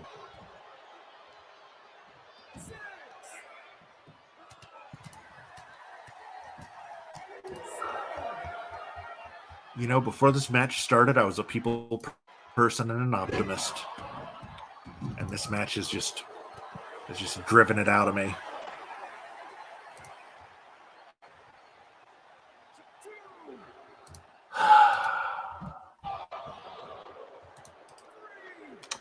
So, all right, this match isn't going to end anytime soon. So give me a second. I'm doing some stat wise for the show. Hey, Eita, remember how you're the legal man in there? Yes! Yes, everybody's back in the ring. Oh, thank God. Oh, my God. Oh, God. Oh, my God. Please wrestle. Please have a match. Flatliner by Eita. I'm going to tag in Ron Guy. This match has been going on for 47 hours, and this is the first time Nosawa Ron Guy has been legal because no one has been in the ring to tag him. Here we go. Got Roja hook now. Boot to the midsection from Roja now. Tiger Bomb. Doesn't go for the cover, though. Instead, he's just going to slowly drag him toward the center of the ring. And then... Oh, is he tuning up the band? I had a serious moment of fear there. Oh, God. Shining Wizard. 1, 2. Ron Guy kicks out. Roja now back up to the top. And turns around. Moonsault right across the chest of his opponent. And a kick to the spine. Tag, and in comes Angel de Oro. Hey, Angel. Kotaro Suzuki's dead. He's not at ringside anymore. You should just not even look that way. Don't worry about it. He's not going to do anything. You don't need to. Oh, wrong guy blocks the kick. Backflips him and then catches him with a knee right on the jaw. Gorgeous combination by Ron Guy. But he eats a forearm because he was too busy dancing. Looks the game is giving this 4 stars. And I don't know if I could disagree more. I would be very impressed if I could find a way. Backflip into a German suplex. 1, 2. Broken up by Eita. Roja tried to cut him off, was unable to. Angel with that phenomenal DDT. Shades of the legendary AJ Styles. And a running knee drop by Angel de Oro. Now up to the top rope. Frog splash. He doesn't go for the pin. Drove the wind out of himself. Tags in Niebla Roja.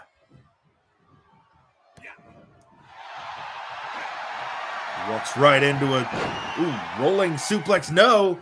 Into a Fujiwara armbar by Ron Guy. But Roja grabs the ropes, flying forearm by Angel de Oro.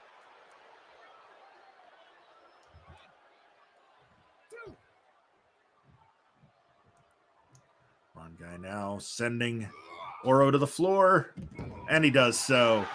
Goes for the pin. 1, 2, 3, and Perros del Mal de Japón have put this match and me out of our misery. That's our second upset of the night, the number 50 seed. So Perros del Mal de Japón over the number 15 seed, Los Nuevos Ingobernables. I didn't even really notice what the finish was. I'll come back and fill that in later. The important thing was I had an onion tied to my belt, which was the style at the time. So Perros del Mal de Japón will face the winners of our next match later on tonight. Man, that was not fun. This next one should be, though, provided. I mean, there's no manager in this one, so that should help. But also just the combination of guys in the match should make it very fun. Because we are about to see Butch and Ridge Holland from the Brawling... Oh, no, there is a manager with Sheamus in their corner as they take on... For he is limitless. Keith Lee and Swerve Strickland reuniting Swerve in our glory. The winners will face Perros del Mal de Japón later on in this broadcast.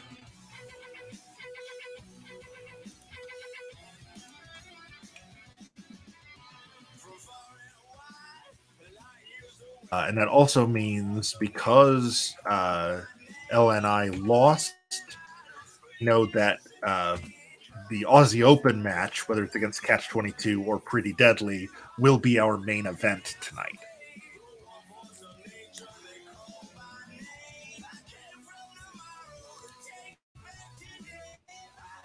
Let's see, how's WWE done tonight? Okay. So the Brawling Brutes about to make their entrance.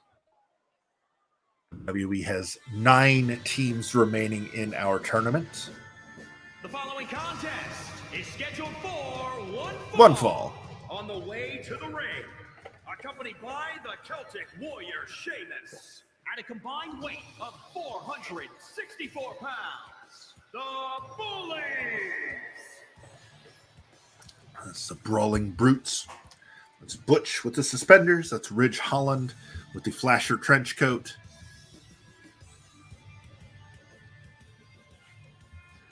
We did see them beat Private Party back in episode 2 in a 5-star match.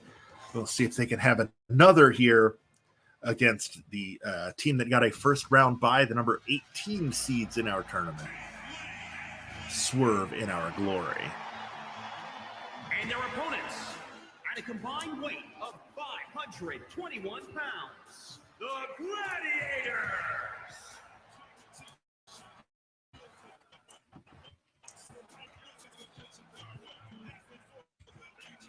So AEW has 6 teams remaining in this tournament, and they've gone 11-9 in this tournament. WWE has gone 10-5 and have 9 teams remaining. Of course, earlier on we did have a showdown between AEW and WWE that WWE won when RK Bro beat Alex Reynolds and John Silver from the Dark Order. Of course, you see Gotta stop saying, of course. It's not of course. But you do see Swerve has the Defy Wrestling World Championship around his waist. He has been the champion of that promotion since November.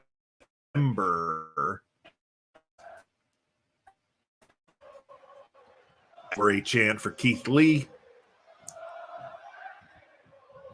Lee and Holland starting things off here. And Holland just manhandling Keith Lee, which is very impressive. Keith Lee, 32 pounds, one of the biggest men in our tournament.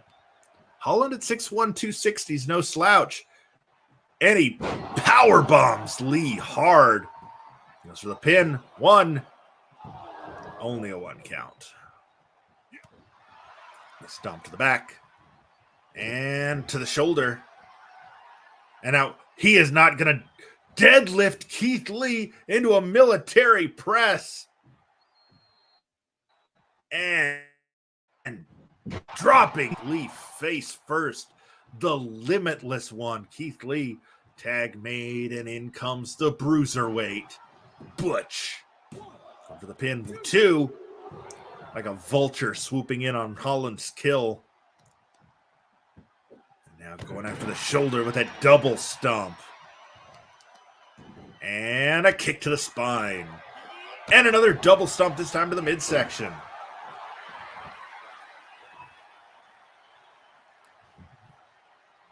And another.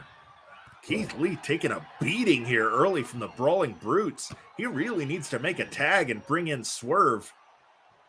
Tag made and Holland back in. Quick tags being shown by the Brawling Brutes. We talked about how Preston Vance was in the corner of the Dark Order earlier, despite having betrayed the Dark Order. Lee and Strickland broke up months ago, but they are back together for the purposes of this tournament. They were the number 18 team on PWI's list, so they have reunited for this tournament. Lee tagging in Swerve. Whose house? Swerve's house. Stomp to the face of Holland.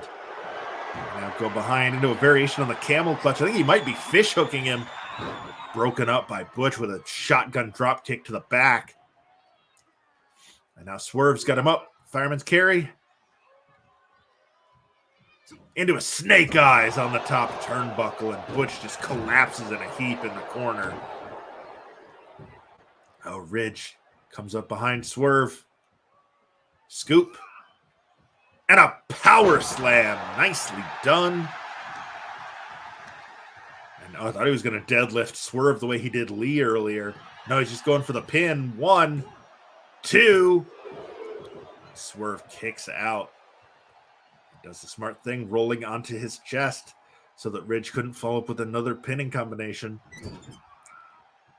Swerve tying up the arm, pulling. Oh, God, he's trying to rip the shoulder out of socket. Working over the elbow of Ridge Holland as well. Now up to jumping from the canvas over the top turnbuckle to Rana Holland back into the ring. And now Keith Lee tags back in. But Holland tags in Butch. And it's the bruiserweight against the super heavyweight. And Lee, the elevated flatliner. And now he's going to send Holland up and over the top. Oh, nope. Holland grabs the top rope, and he's conveniently back in his own corner. Meanwhile, Lee with a huge belly-to-belly suplex, just crushing Butch. And tags Swerve back in. Swerve now pulling Butch to his feet. The new flavor, Swerve Strickland. And again, the bruiserweight, dynamite, young and bitter Butch. The former Pete Dunne now working over Swerve here, and then just kicking him in the face. And now wrapping the arm back. And a hammerlock. He's got the other now. Working over the wrist. It's a brutal combination of holds there by Butch. And then a double knee to the spine. 1, 2. 2 count only as Swerve is able to kick out. Butch now makes the tag, and in comes Ridge Holland. Swerve rolls through, but sidestepped by Holland. Now Holland's got him up. Oh, snake eyes across the top rope. Now goes for the pin. 1, 2. Kick out by Swerve, who tags in Keith Lee. And the Limitless One returns to action. The Bearcat. Man, remember how dumb that was? Huge back body drop. Lee going up top. Going for a moonsault. Beautiful moonsault, but Holland got his knees up into the prodigious gut of Keith Lee. A big right hand. German suplex. He's going to roll through into a ripcord clothesline. Now Holland dragging Lee away from the ropes. Nope. Okay. I don't know what he was going for there. Hooks the leg. One. That's broken up by Swerve. He took way too much time there. But now Holland's going to send Swerve back out of the ring. A big knee to the face, but Lee firing back. Fireman's carry. Pops him up into a big right hand. Just punching his lights out with that. Now putting him up against the ropes. Sends him off. Nope. Reversed by Holland. Runs through a clothesline. Pounds. Hooks the leg. One. Adam Cole just wincing at home. Doesn't know why. He's feeling the echoes of the time Keith Lee pounced him into the crowd at Full Sail. Big running neck breaker by Holland. Takes Lee down. Goes for the pin. 1, 2. Swerve makes the save. Holland's got Swerve up, but Lee saves him with a big right hand. Got him up in the fireman's carry again. No, Holland escapes out the back. Fireman's carry of his own. Snake eyes. Lee goes off the top turnbuckle. And now Holland with a massive release German suplex on Swerve. He went for the end of days, but it was reversed by Swerve. That's going to give Lee an opening. Nope. Holland with a big forearm. And a double choke. Oh, but Lee going for the eyes of Holland. An uncharacteristic, cheating move there by Keith Lee. Usually does not have to stoop to those levels, but he was in some serious trouble there. And now he finds himself in trouble in the wrong corner. Holland puts him up on the top rope. A series of punches, and Lee just collapses in a heap on the canvas. I don't know what Holland's doing here. There we go. Tag made, and in comes Butch. Double team coming up from the Brawling Brutes. High double back body drop by the Brawling Brutes. And now Butch just stomping away on the chest of Keith Lee. That kick to the face by Lee. Butch possibly looking for the bitter end. He's got the arm. Wraps it up. Oh, man. And a step up Enziguri. Lee tags in Swerve. Butch firing off those forearms. And then a big clothesline to the back of the head. Northern Lariat from the former Pete Dunne, who then just gets hung out to dry by Keith Lee. Butch tags in Ridge Holland. A big man from Liver's Edge, West Yorkshire, going after the knees of Strickland. 1, 2. Swerve kicks out. Getting meta here. Video game characters, everybody but Lee's got a finisher stored. This match could end at any time. Swerve puts Ridge Holland up on top. He's going for that flying Rana again.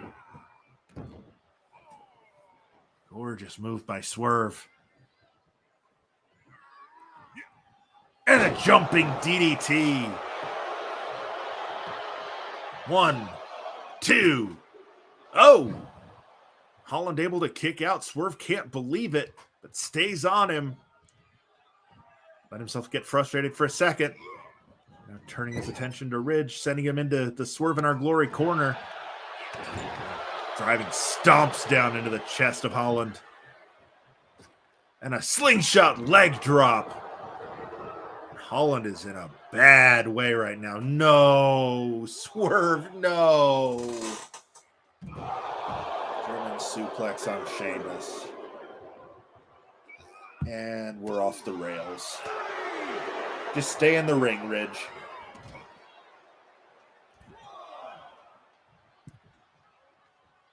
Get in the ring, Swerve. Get in the damn ring. Holland. Brutal backbreaker on Lee on the apron. And hey, maybe Swerve might have stopped that if he hadn't been going after their manager. Swerve now returning to the ring. Get in the ring. Ridge, get in the ring. Oh, my God. All right, so this is going to be going on for a while. Tag made and in comes Butch, but it doesn't matter. Stand by 1 second.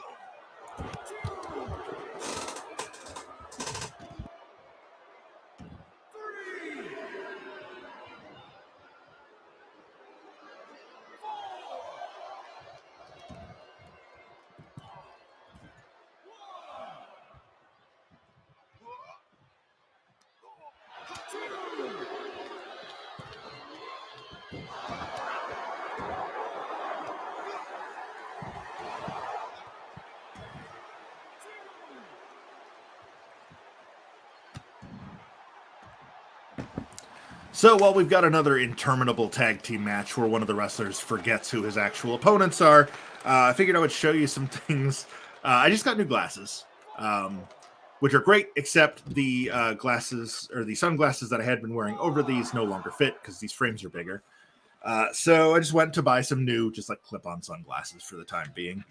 And while I was at Walgreens, I just happened to walk by the toy aisle, and they had these. The cheapest, it's hard to tell. Yeah, there you go. Rampage tag team figure. I'm sorry, Wrestle Rampage tag team figures. There were 4 sets, each coming with 2 identically sculpted but slightly differently painted wrestling figures. Choose your favorite, collect them all. There are 8 in total. So I bought all of them because you know why? They're $3 and they were 75% off, which means for all 8 of these, that's right, for Blue Steel, King Cobra, Red Panther, Scar, Slash, the Snake, the Spider, and Sun King, I paid $3 total. Each pack was 74 cents. I still might have been overcharged, but it was $3 well spent. I'll take them with me to class tomorrow, just to get the pop for the crappiest wrestling figures ever made. Swerve returns to the ring. Hopefully he forgets that Sheamus exists. Hey, you can tag in Keith Lee. Or, hey, Keith, turn around. I think he wants to tag you. No. Wait, did Sheamus leave? What happened to Sheamus? Well, while I was distracted with my... it's not an unboxing because I knew what it all was. But with my displaying of crappy wrestling figures, I missed something happening to Sheamus. Oh, well. Butch's going to tag in Ridge Holland. Sure, it's something to do while we wait for Swerve to get back in the ring. Get back in the...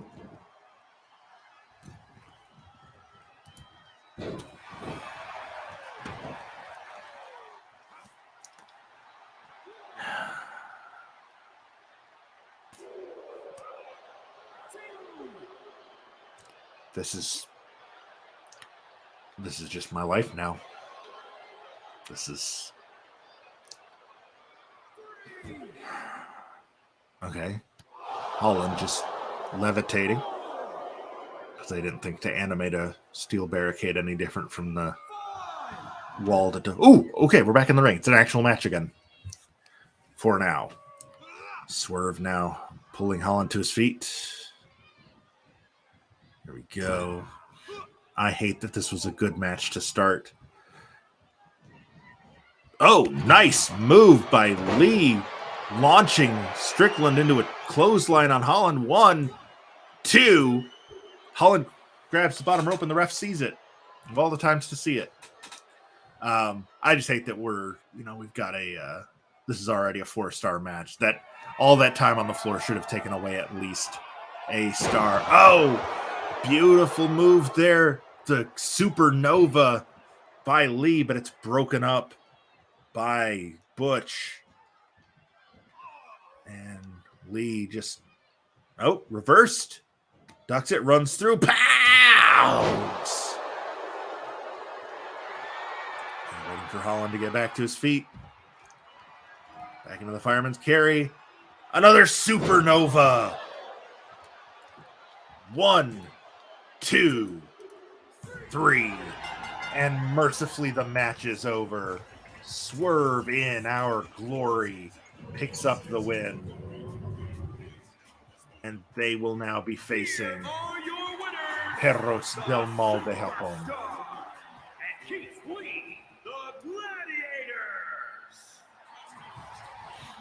Swerve in Our Glory get the win here. Bugs me that got 4.5 stars. The parts that were in the ring were very good. There was just way too much time outside the ring with nothing of consequence happening.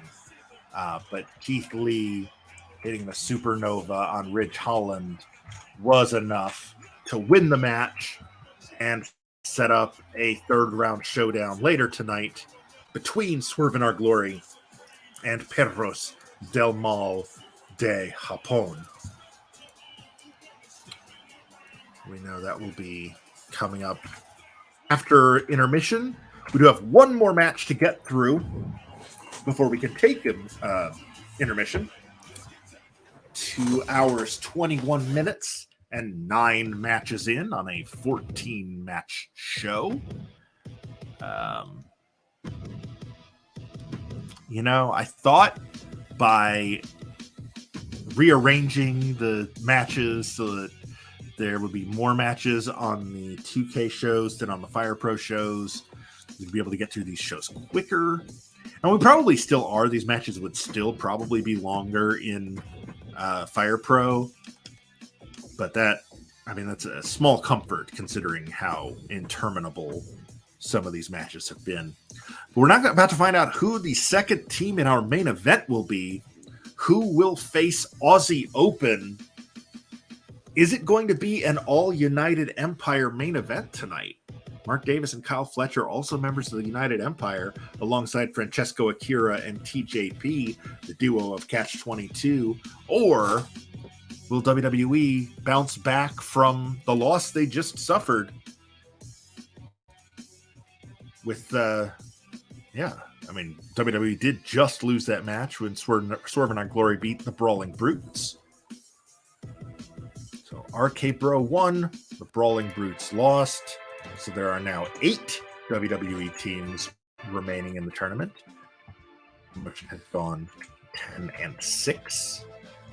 Still most among all promotions.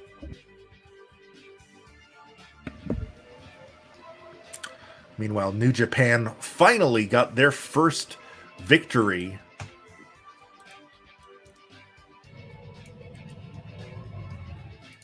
But again, only one team from New Japan might survive this show.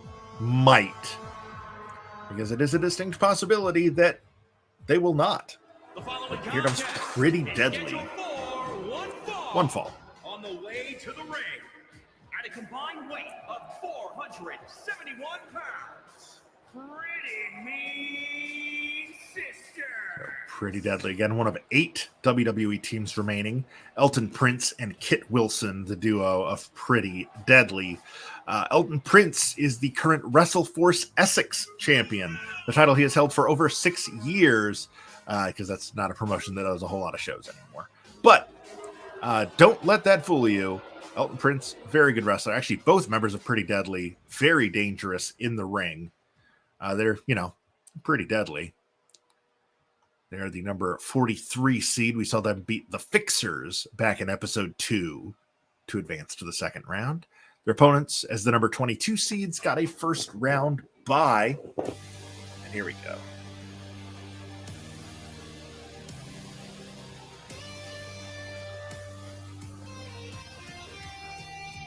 And their a combined weight of 358 pounds, the International Wrestling Grand Prix Junior Tag Champions, the United Kingdom. That's the United Empire duo. That's TJP on the right, Francesco Akira on the left. TJP, 38 years old, a 23-year veteran. And his partner, Akira, 24 years old, was only a year old when TJP debuted. They are the current IWGP Junior Heavyweight Tag Team Champions, titles they won back in June. Both of them participated in the 500. TJP losing in the first round to Shay McCoy. Akira beating T-Bar and Kyle O'Reilly before losing to Naomichi Marufuji.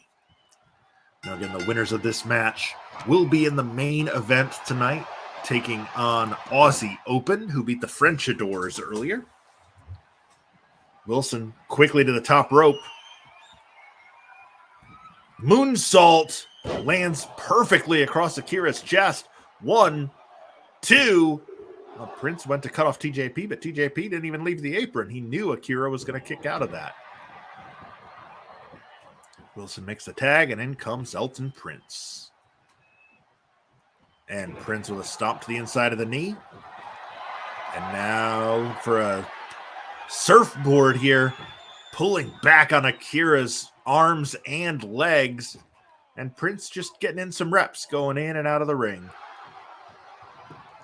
Prince manages to escape the hold. Akira manages to escape Prince's hold and tags in TJP. TJP, the former WWE Cruiserweight Champion. I mentioned a longtime veteran, 23 years.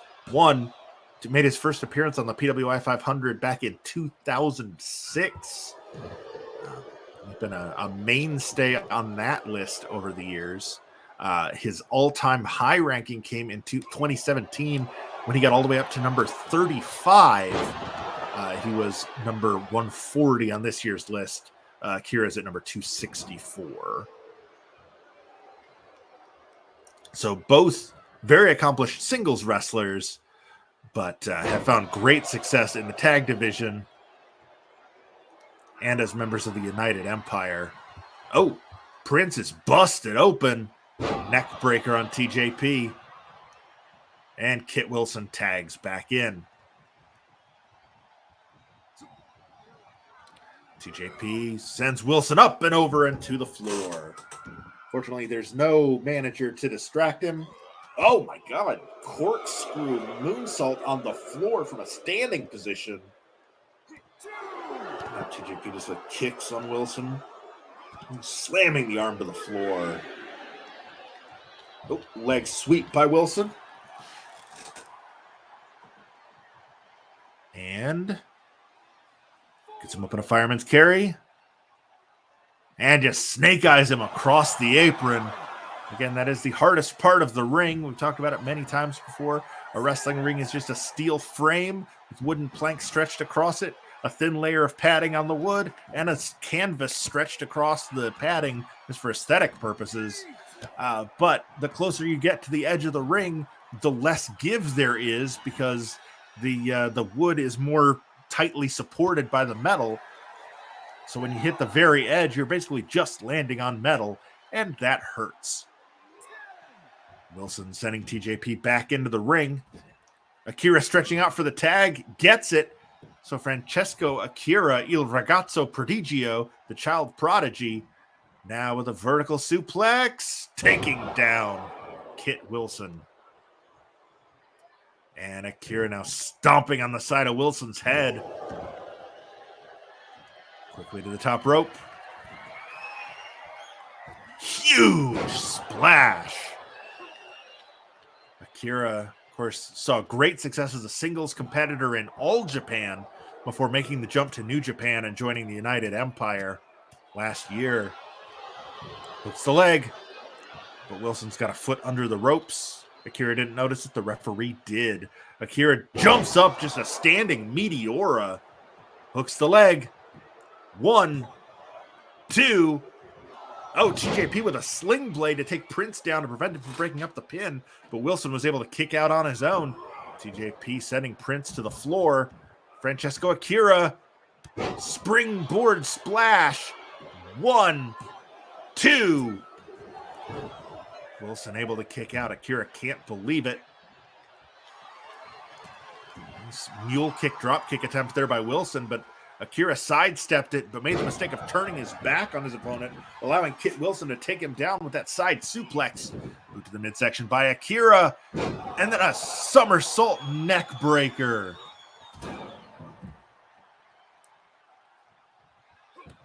Dragging him over, hooks the leg.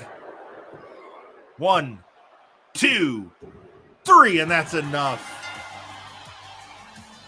Catch 22, pick up the win. Here are your winners, the United Kingdom. Showing from Pretty Deadly. Hero with that rolling DDT on Wilson is enough to put them down and enough to move Catch 22 into an all United Empire main event as they will take on their stablemates. Aussie Open in our main event. So, great showing by most of the teams through the first part of this show. 2.5 hours in, we've had 10 matches. We've still got 4 more to go. When we come back, it's the number 2 overall seeds, FTR, taking on number 95, Bollywood Boys. Number 6, RK Bro, take on number 91, Milk Chocolate. Number 18, Swerve in Our Glory, take on Perros del Mal de Japón.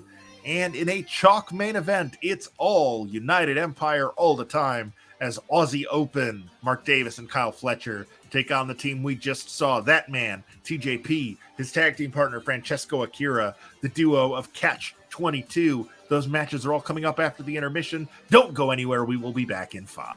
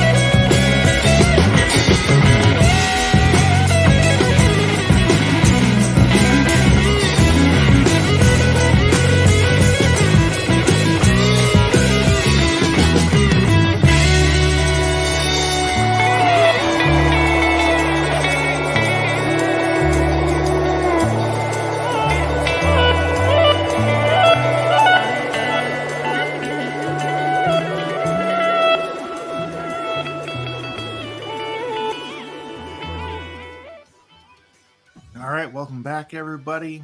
We got 4 more matches still to go. Those are all third-round matches, and we will see the winners of those matches in episode 8 coming up here in a couple of weeks.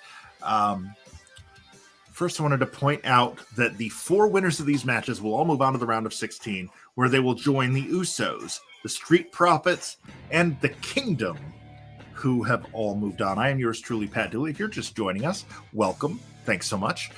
Pro Wrestling Simulated is pretty much what it sounds like. We simulate pro wrestling using video games. Tonight's stream, we're using WWE 2K22, which will be outdated in 25 and a half-ish hours. I don't know. Time zones are hard.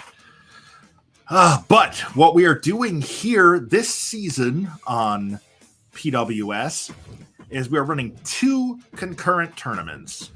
Tonight's show, this is the 100. This is our tag team tournament, where we have taken Pro Wrestling Illustrated's list of the 100 best tag teams in the world, used their rankings as seeds in a giant single elimination tournament. And we've got 4 third-round matches about to happen here, including this one right here on the right. That's the number 2 seed FTR. On the left, that's the number 95 seed Bollywood Boys. We've already seen both these teams tonight. We saw FTR beat Strong BJ earlier, and we saw the Bollywood Boys beat Money, Power, Respect. Both of those matches earned 3 stars from the game, and we are about to see which of these teams will move on to join, as I said, the Usos, the Street Profits, and the Kingdom in the round of 16. We will know 7 of those 16 teams by the end of the night tonight. We started tonight with 20. We are going to end it with 6. Overall in the tournament, 40 of our original 100 teams remain, so we are 60% of the way through. We are in Orlando, and out come the Bollywood Boys. One fall. On the way to the ring, at a combined weight of 354 pounds, the Blood Brothers. The Bollywood Boys. Older brother Gurv is 38. Younger brother Harv is 35. Both 5'10". Gurv goes about 158. Harv about 174. Gurv is a 19-year pro. Harv, 17 years pro. Both trained by Mike Starr, Vance Nevada, and Scotty Mack. Gurv also received some additional training from Bruce Hart. They pulled off the upset, beating Los Infernales back in episode 2. That was at the time the 9th biggest upset of the tournament coming into this show, and none of the other matches have surpassed it. Actually, that's not true. Looking at the earlier results, Milk Chocolate beating DeCourage was a bigger upset. FTR making their way to the ring, again the number 2 overall seed. If the brackets go chalk, it's going to be FTR and the Usos in the finals, really as it should be. AEW's represented here by FTR, one of 6 AEW teams remaining. They had a first-round bye before beating Strong BJ earlier. Cash Wheeler is the one with hair. He's 35 years old, 5'9", 207 pounds. Harwood at 38 is 5'10", 211. Both all-rounders. Harwood's got a little bit of brawler in him. Both trained by Matt Bloom at the WWE Performance Center. Harwood with a little additional training from George South and Stroh. Cash Wheeler and Harv Sira are starting this one off. Wheeler in control here early with strikes. And a Northern Lariat right in the back of Harv Sira's head. Drops an elbow to the spine. Cash trying to make short work of his opponent here. I am looking at the remaining matches on this show, and unless I am missing something, there are no managers. Nope, I am missing something because Perros del Mal de Japón. And we are going to get our second match of the night where Swerve in Our Glory is facing a team with a manager. I'm going to not dread that yet.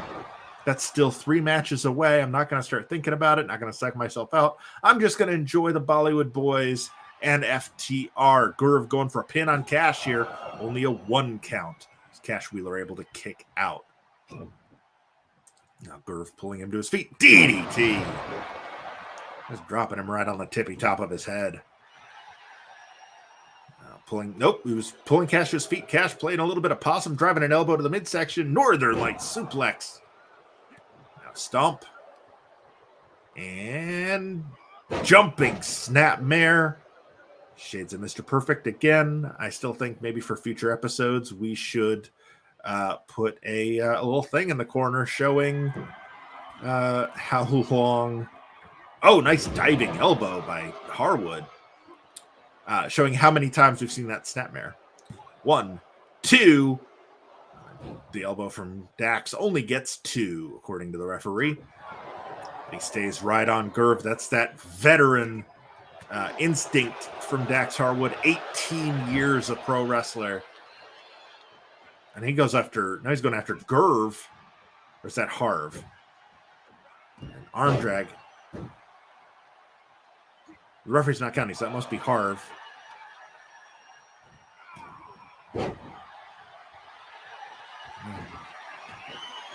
Yeah, that is Harv. Sorry, I missed the blind tag. Arm drag by Harv takes Cash down, and then a springboard bulldog. Beautiful move by Harv Sierra.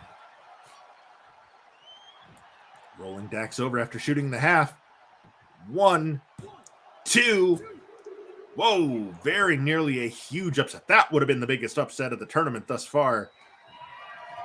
This team that already pulled off the 10th biggest upset of the tournament, they're about to pull off the first. Dax really needs to make a tag sooner rather than later. Gerv goes for a pin. 1, 2. Harwood able to kick out. Gerv, the golden lion, Gerv Sierra, pulling Dax to his feet and sending him to the apron. And a big right hand and a drop kick sends him the rest of the way to the floor. Sierra now following him out. And stomps on the elbow, trying to dislocate both the elbow, the shoulder, I guess, and the wrist. That's 3 joints in the arm of Dax that Gerv was targeting there with that stomp. And now Dax picking him up. I thought he was going for snake eyes. Turned into a diving reverse DDT by Gerv. Collar and elbow. And Gerv's just going to send Dax back in.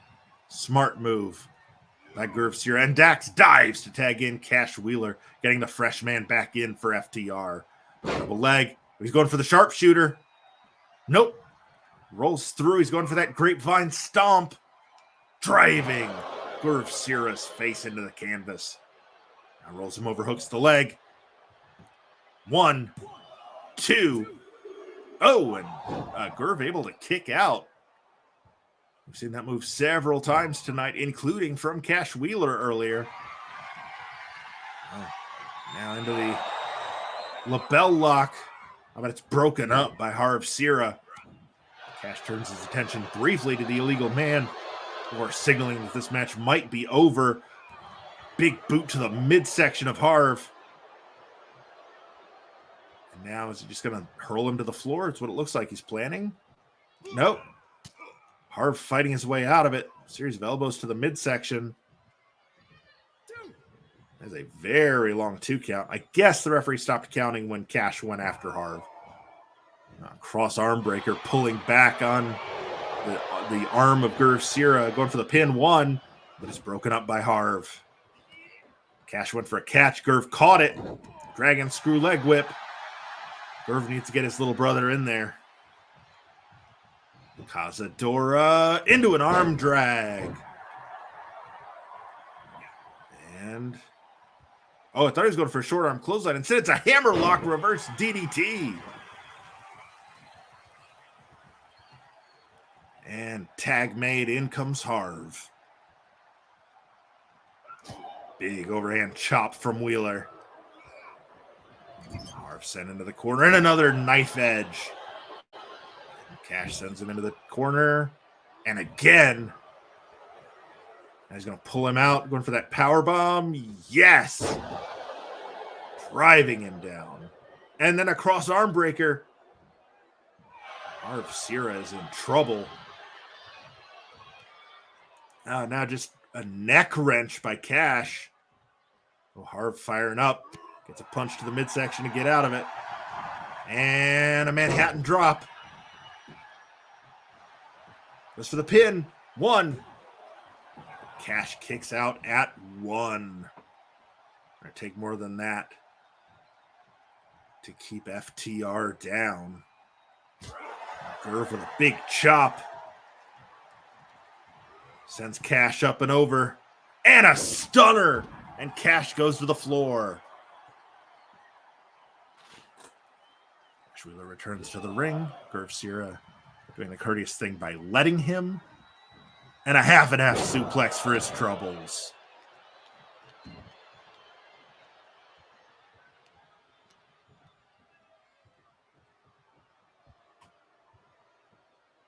You know what? In hindsight, when I was creating all of these teams, I forgot to give them the big rig. 2. Cash gets the 2 count there on Gerv. And if they win, I'll add that back to their repertoire because that is not a move they shouldn't have. Dax with a double leg. Going for the sharpshooter. Nope, now he's going for that stomp. And Gerv eats the canvas. It's a brutal move by Dax. Hooks the leg. 1, 2. Oh, Cash cuts off Harv, but it doesn't matter. Gerv was actually able to kick out. Dax with a belly to belly. No, blocked into an arm drag by Harv Sierra. Referee, a 2 count there. Dax is going to bring Gerv into the FTR corner. Gerv fires off an elbow. A European uppercut. And a big forearm right across the jaw. Goes for the pin. 1, 2. And Cash Wheeler breaks it up. Harv collides with the referee on his way to cut off Cash. Cash slams on the brakes, but goes out to the apron anyway because he's just a jam-up guy. Gerv to the top rope. Big splash. 1, 2. Dax Harwood able to kick out. What is Gerv doing here? Dragging him farther away from the ropes. You didn't grab the ropes. That wasn't your problem. You weren't in the ropes. Oh, now it's Gerv going for a sharpshooter, and he's got it. Got Dax Harwood in the sharpshooter. That's the move Cash used to win earlier. Cash breaks it up. Eats a European uppercut for his troubles, and another. Now roll through into a super kick by Gerv Sierra. Cash rolls to the floor to recover. Rolls him over. 1, 2, 3, and the Bollywood Boys have pulled off the biggest upset in this tournament. FTR is eliminated.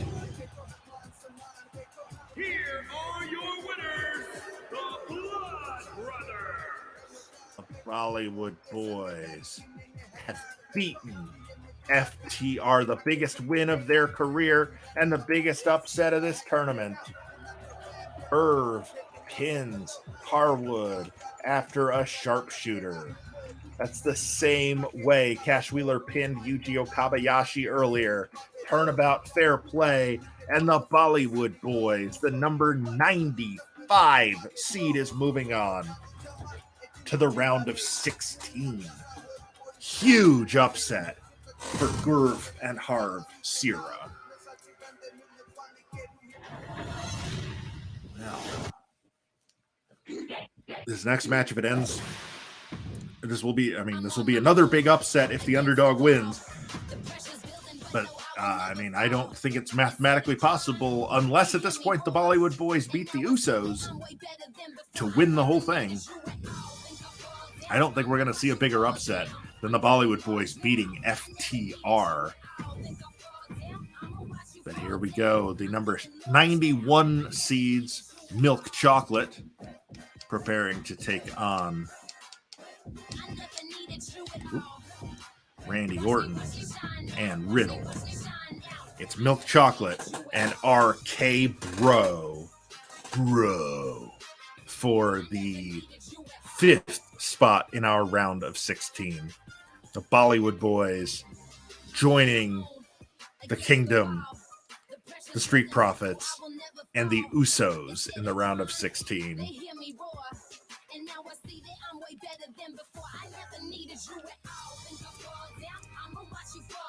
No, we don't know yet. So yeah, I'm not looking at the full bracket right now because it's about time for ring entrances.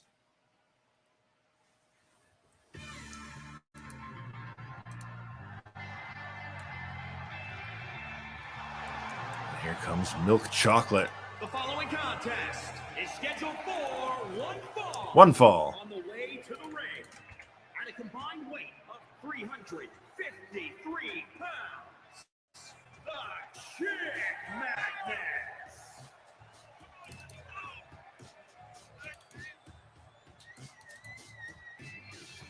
So Milk Chocolate, earlier tonight we saw them upset the Courage.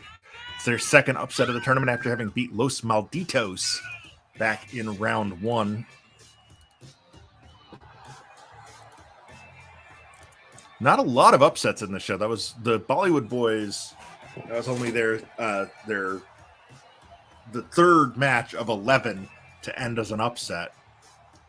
Milk Chocolate pulled off the first tonight when they beat the Courage. So we will see if luck continues to be on the underdog's side.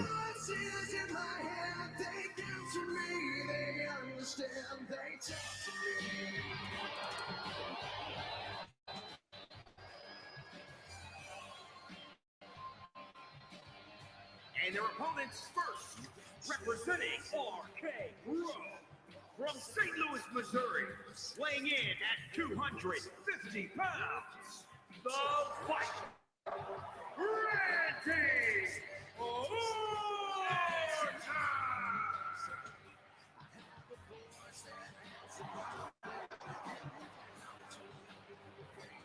So I am now looking at the bracket. Well, we've got a minute. Bollywood Boys will face the winners between Perros del Mal de Japón and Swerve in Our Glory in episode 8.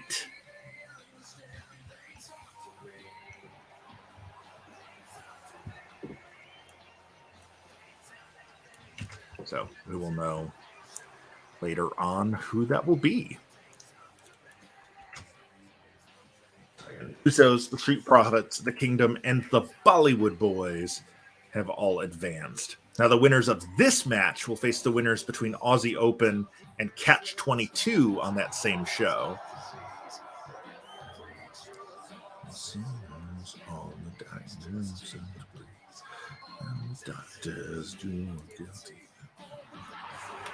Such a good song. I liked Burnin' My Light a lot. His theme before Voices, but Voices is just an all-timer. Bro. Got a Randy chant from the crowd.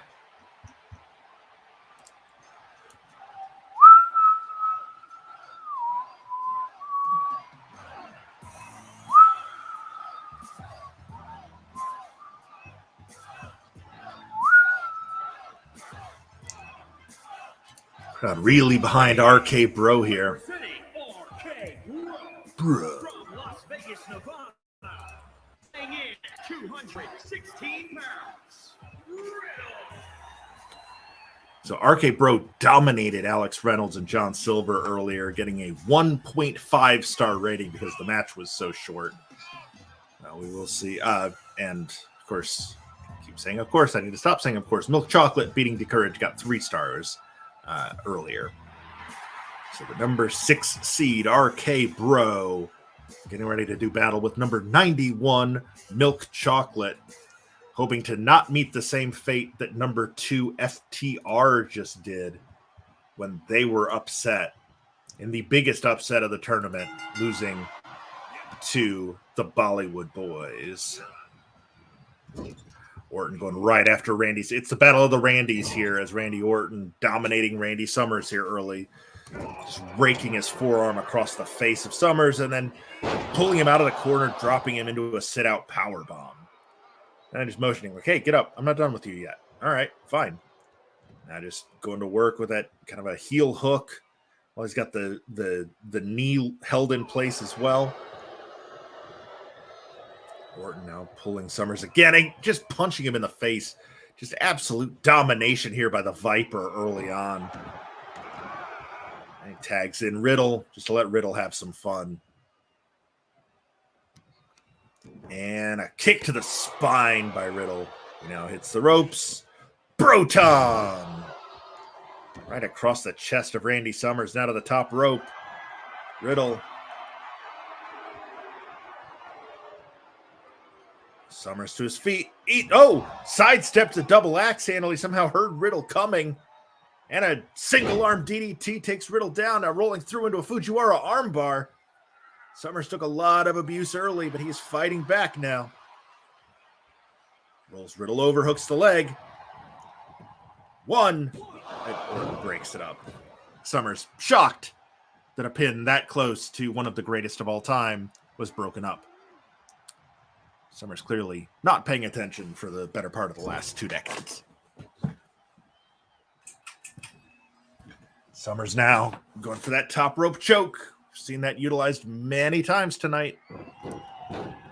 You may hear a hum in the background. I did just crank up my ceiling fan a little bit because it was getting stuffy here in the studio. Summers now pulling Riddle to his feet. Oop, elbows to the midsection. And again. Riddle swings and misses on a punch. It sends Summers into the RK Bro corner. Thought he was going to tag in. Orton didn't. Instead, he just slams Summers face first into the top turnbuckle. Oh, and then just a kick to the ankle. Brutal move there by Riddle. Kick to the midsection. And a Fisherman Buster by Riddle. Going for the pin. 1, 2. No, 2 count only. Tag made and the Viper returns. Oh, and he's just going to pose. He's going to let Summers tag in Brandon Watts. That's how little Orton thinks of his opponents, and he eats a code breaker for his troubles. Brandon Watts like, I will not be overlooked, sir. He goes, rolls through. Eagle! Orton eats it. And a big knee to the elbow by Watts to Orton. And a kick to the spine, hooks the leg. 1, 2, not even 2. Orton kicks out before the count of 2. And then just gets his face stomped on by Brandon Watts. And then a kick to the spine. And a big right hand. Orton sent into the corner. Elbow to the face from Orton. And a clothesline. Tag made, and in comes Riddle again. Big overhand chop, and a kick, and a kick, and a chop, and a punch. Oh, but Watts fights out of it. Running Rana. And a step. Oh, I thought he was going for Enziguri. Turned it into a head scissor. Watts tags in Summers. Not sure about how wise that was. I don't know that Summers had enough time to recuperate from all the damage he took earlier. 1, 2, broken up by Orton. I don't think he needed to, but he was going to. Just to, show dominance. Backbreaker by Summers. Now into the cross arm breaker. Pulls Riddle to his feet. Not sure what he was going for there, but Riddle countered it and kicked him in the head. And now those just hammer fists to the side of the head. Rolls him through into the bro mission. And Orton cutting off Watts. Summers, I think he's going to have to tap out here. Oh, but Watts does make the save. I thought for sure that was going to be it. Bro mission for Matt Riddle has won him so many matches. 1, 2. Oh, Summers kicks out. I think Riddle took too long to go for the pin after the bro mission. He might have beat him if he'd gone for it sooner. Going for back to that Fisherman Buster. And Randy Summers is in so much trouble. He has taken such a beating throughout this match from both opponents. And now the Viper back into the ring. Orton has barely been touched by milk chocolate in this one. Oh, and here come the Garvin stomps. Orton just doing a lap around Randy Summers, targeting those stomps. Hooks the leg, one. And it's broken up by Brandon Watts. Orton, I think, just going to send Watts to the floor. Nope. Watts fires out of it with elbows. Go to the midsection. What's Orton going for here? Oh, my God. Power bombs Brandon Watts to the floor. Summers tries to send Orton over the top. Drop kicks him to the floor right on top of his own partner. I don't think Summers quite thought that through because Orton landed right on Brandon Watts. Now Orton sends Watts into the ring steps. Summers cuts him off with a single leg.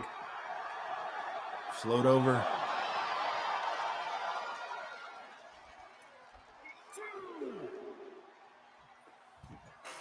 Knee to the midsection. And now we're just pummeling Summers here on the floor with that backbreaker. Big European uppercut. And a swinging neck breaker.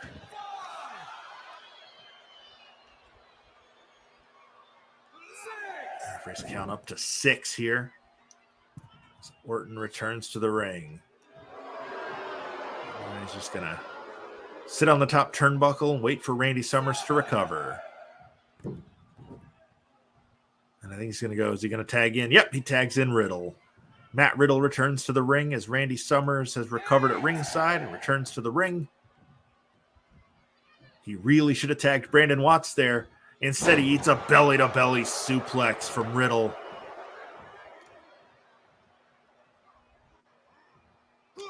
Shots to the midsection from Summers to escape whatever it was Riddle had planned.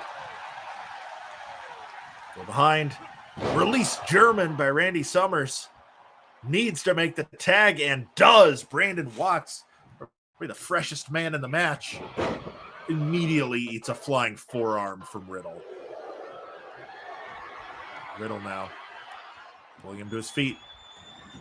Another Bromission. And Orton with a shoulder to the midsection of Summers, sending him to the concrete. Is Watts going to tap out? He doesn't. Riddle releases the hold. He's going to go for the pin. 1, 2, 3. And RK Bro is moving on.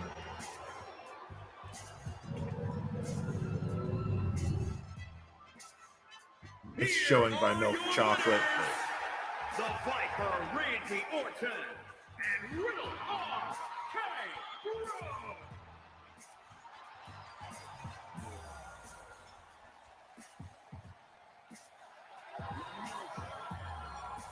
3 stars for that one?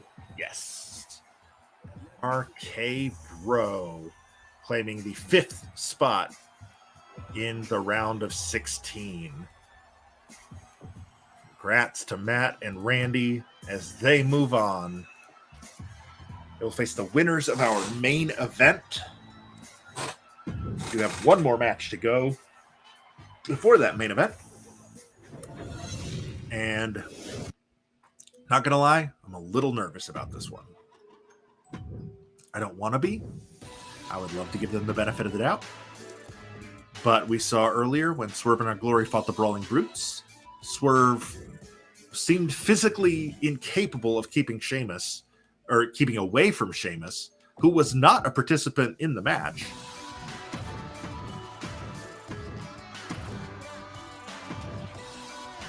But he is, he's going to be tempted again because Kotaro Suzuki is going to be at ringside. So I just hope that he can keep his hands to himself and just wrestle his actual opponents, Eita and Nosawa Rongai. Here we go. It's Swerve in Our Glory against Perros del Mal de Japón. I still can't believe FTR is gone. They've been eliminated by the Bollywood Boys. We saw Milk Chocolate get knocked out. Looking at... so this is going to be a battle between Pro Wrestling Noah, represented by PMJ, against AEW, represented by Swerve in Our Glory. Noah has 2 teams remaining. AEW has 5. AEW has struggled throughout this tournament.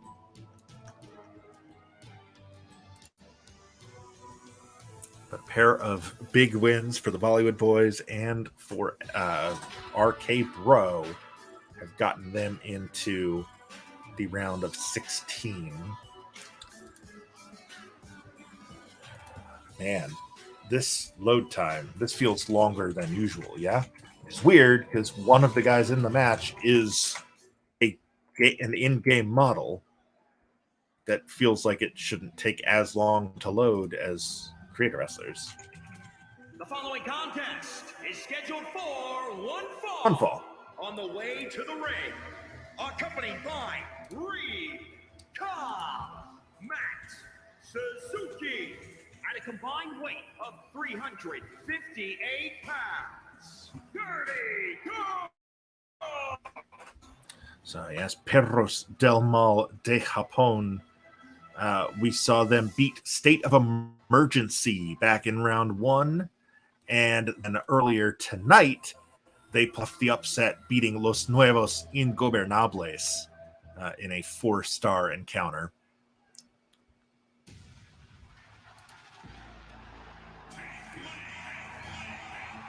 Swerve in Our Glory got a first-round bye and before beating the Brawling Brutes earlier tonight.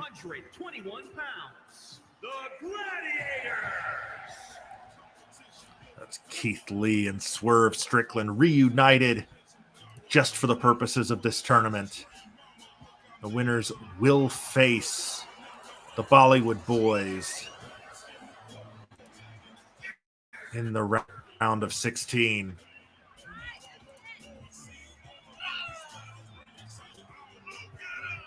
RK Bro, the Bollywood Boys have advanced,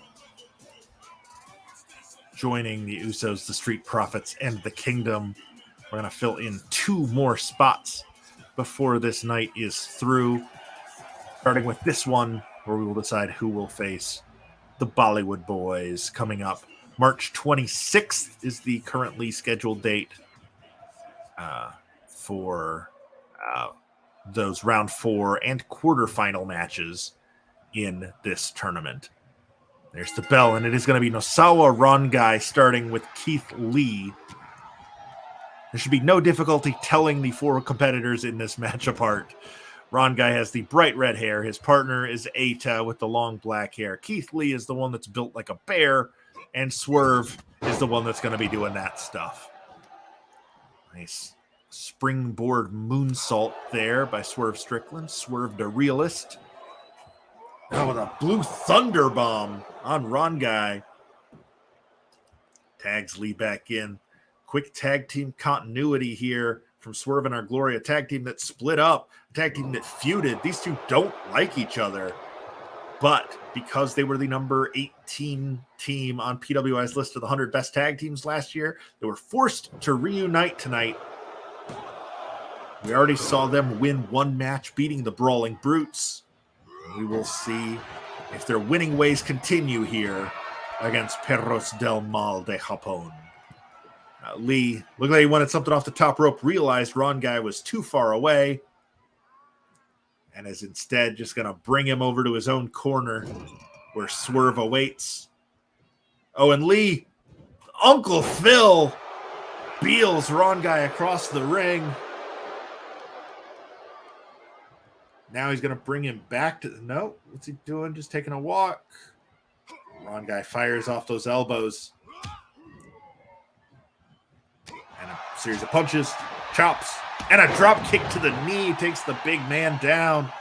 Goes for a quebrada, but Lee rolls out of the way and tags Swerve back in. And Swerve Strickland, the current reigning Defy champion. Falcon Arrow on Nosawa. Too busy celebrating, does not notice Nosawa dive to tag in Eita. And the Japanese luchador takes a tumble to the floor next to his partner. And Swerve with a tope moonsault. No. All right. Well. Okay. Eita cuts him off. That's good. No, don't leave him on the mat by himself. Bring him back in, because otherwise he is just going to keep attacking. He's going to go after Suzuki. You know he's going after Suzuki.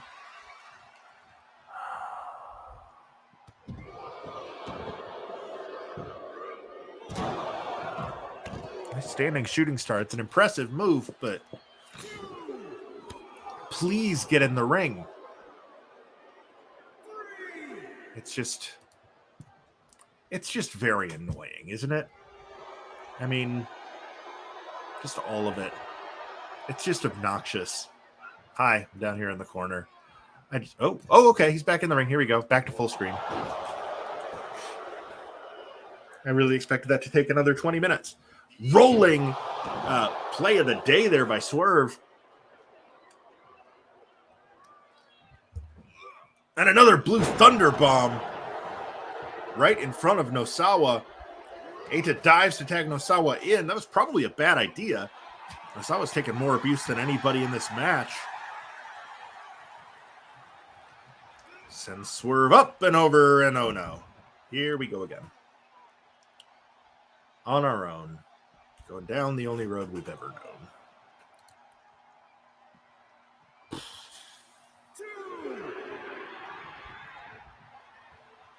Taro Suzuki is not your opponent. Oh!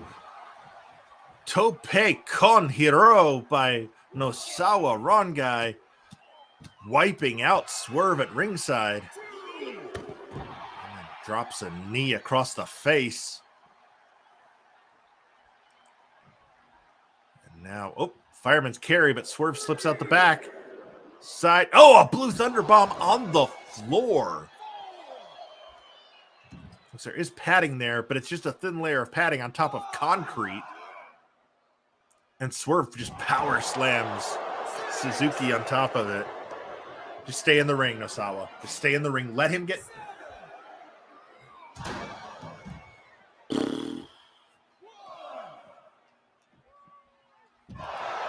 So how are we doing? How's everybody's night going? Because this is going to take a while.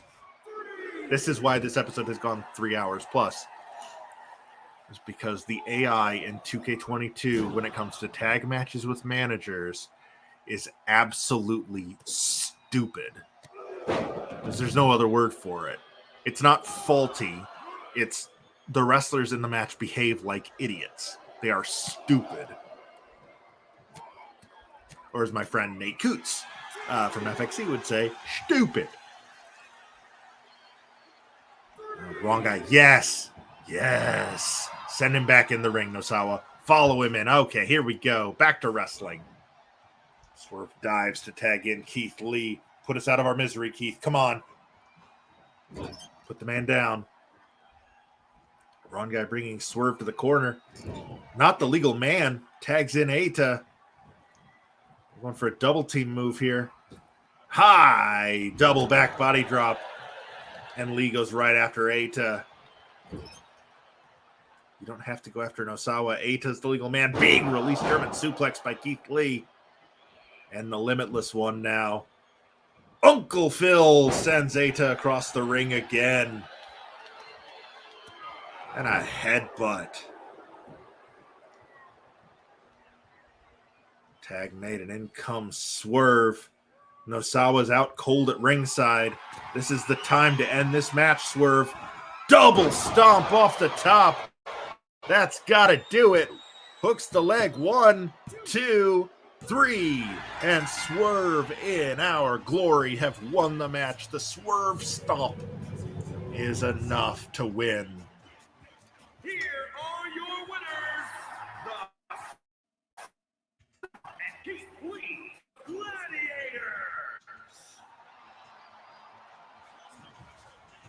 Swerve stomp on Eita. 3-star finish there for Swerve in Our Glory. And they will move on to face the Bollywood Boys on episode 8. Unfortunately, the Bollywood Boys do not have a manager, so there will be nothing to distract Swerve Strickland. And thank God for that. But now it's time for the Battle of the United Empire. As 4 members of the New Japan faction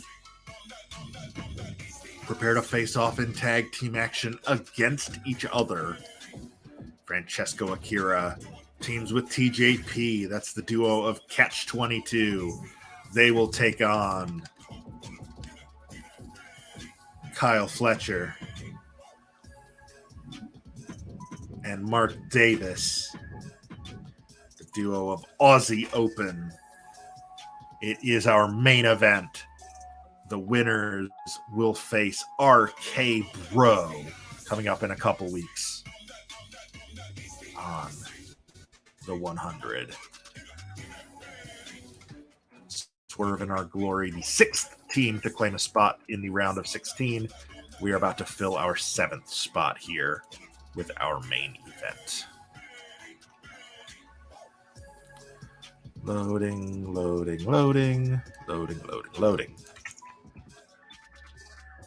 Holy cow, these load times. As the night goes on, the more exasperated I get by them, because really, why is this taking so long?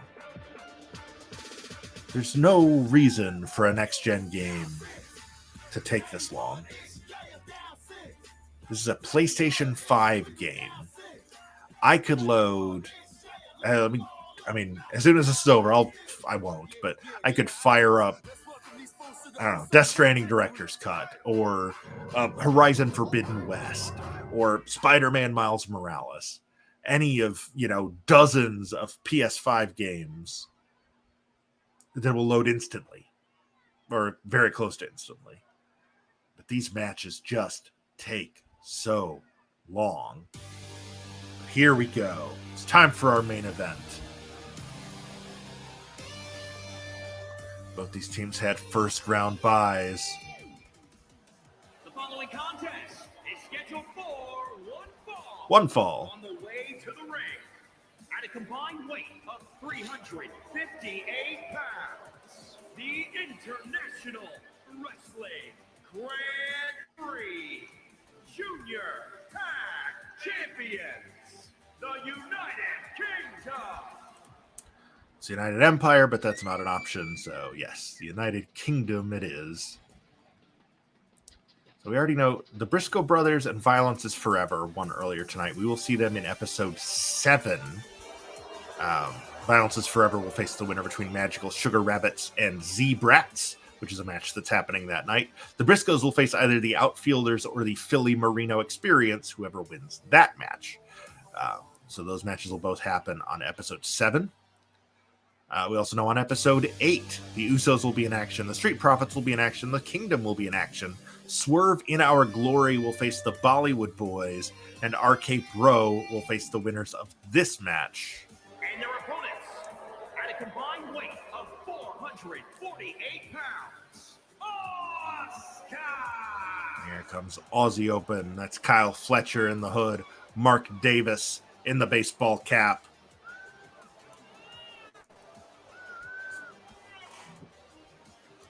Should be a very exciting match between 4 men who know each other very well. Catch 22 beat Pretty Deadly earlier. Aussie Open beat the Frenchadors. Aussie Open has had a longer time to recover. They were in the 3rd match of the night. It is now match number 14, whereas Catch 22 was just in match 10. But they did have the 5-minute intermission, plus the length of FTR Bollywood Bros, RK Bro, and Milk Chocolate, and Swerve in Our Glory, and Pedros de Mal de Japón. So they both had plenty of time to recover, but Aussie Open has had longer. Fletcher's got TJP up. Sit out powerbomb. Brutal way to start the match. Now rolling TJP over, putting the forearm in the face. 1, 2. 2 count only. And now Fletcher just rubbing TJP's face in the mat and dropping an elbow across the back. Springboard splash right across the back of TJP. Fletcher with a little gator roll there with the reverse bear hug. Stomps on the knee, now pulling him to his feet. Staying on he knows if TJP gets any momentum going, he's essentially a cruiserweight juggernaut in there. Sending him down, now stepping up. Big elevated stomp by the Aussie Arrow, Kyle Fletcher. He's going to bring him over, slam him face first into the top turnbuckle. Oh, TJP fires off with a punch. And a code breaker. And now TJP going to tag in Il Ragazzo Prodigio. Francesco Akira. Big knife edge chop. Oh, and a Pele kick. Catching Fletcher right on the jaw there. And dragging him away. Mark Davis was reaching out for the pin. Akira, of course, doesn't want that. Hooks the leg. 1. Fletcher able to kick out at 1. It's a knee to the spine. Tag made, and TJP is back in. Both went for strikes. TJP's landed, as did that flying forearm. Just smashing Fletcher in the face. And now taking him for another walk. Bringing him over into the corner. Oh, and Fletcher's busted open. TJP going after the arm now. Sends Fletcher into his own corner. Calls him in with a shotgun drop kick. Hooks the leg. 1, 2. Oh, Fletcher barely able to kick out. I thought Catch 22 had it there, but tag made it. In comes Dunkzilla, Mark Davis. Overhand strikes by TJP, then some kicks. Now going after Fletcher. Going for the detonation kick. He does. I don't know why he's going after Fletcher. Davis is the legal man. It's possible TJP didn't see the tag. He's definitely going to see this coming as Davis gets him up in a fireman. Oh, and just stun guns him off the top rope. Davis showing off a little bit there. Oh, TJP tried to slip over to tag in Akira. Davis having none of that. Wheelbarrow face buster. Tag made Fletcher back in.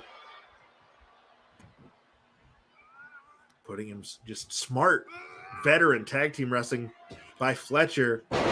Putting himself between TJP and Francesco Akira. But then he makes a fundamental mistake by turning his back on his opponent to celebrate. And Akira is now the legal man. But Fletcher sends him into the corner. And now what's he going to do with TJP? Sends TJP into the corner. He's got Akira hooked in. Vertical suplex. No, Falcon Arrow.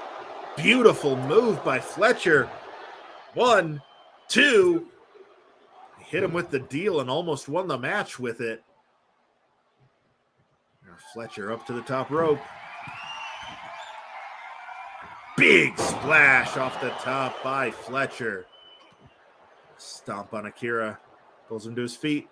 Tells the crowd to be quiet. Oh, twisting neck breaker. And Fletcher tags in Davis. Davis now just deadlifting Francesco Akira off the mat into a military press. Incredible strength by Mark Davis. And then just dropping him face first to the canvas. Mark Davis, 6'3", 242. Going for the pin. 2, but it is broken up. Akira, 5'9", 154. Small for a wrestler, but that's still 154 pounds that he just deadlifted. I mean, you know, off the mat and then pressed over his head. Oh, but an STO by Akira. Now into a camel clutch, perhaps? No. Just drives his butt into the spine. And now Akira, rather than staying on the big man, taunting in the corner. Float over, DDT. Now,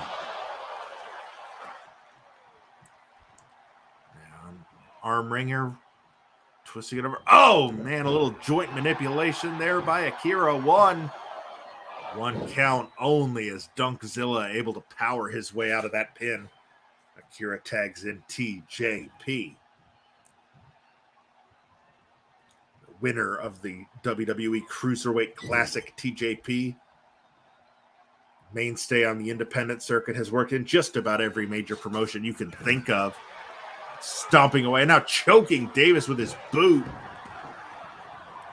Disqualifications are at the referee's discretion, but the referee being very discreet tonight. Akira pulling Davis to his feet. You know what we haven't had tonight, and I feel like I just jinxed us by bringing it up, is a pinfall where one of the wrestlers is grabbing the bottom rope. A tiger bomb by Davis. Got two. And another deadlift, this time into a gut-wrench power bomb. But Akira drop kicks Davis's knee out. Knee to the midsection from Davis. And just muscles him up for that backdrop. No momentum, didn't send him off the ropes, just picked him up and threw him over his own shoulder. Kyle Fletcher tags back in, the Aussie Arrow. Still bloodied from earlier on. Boot to the midsection. Gets him up. Brain buster. Fletcher hooks the leg. 1, 2, 3, and that is enough. That's the move he used to pin Senza Volto earlier tonight, and it is the match that he used to clinch a 4th round bid for Aussie Open.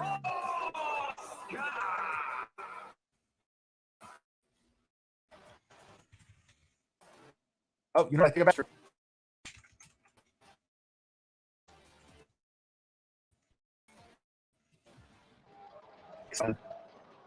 And they are moving on to a showdown with RK Bro. And what a match that's going to be. Big win for Aussie Open.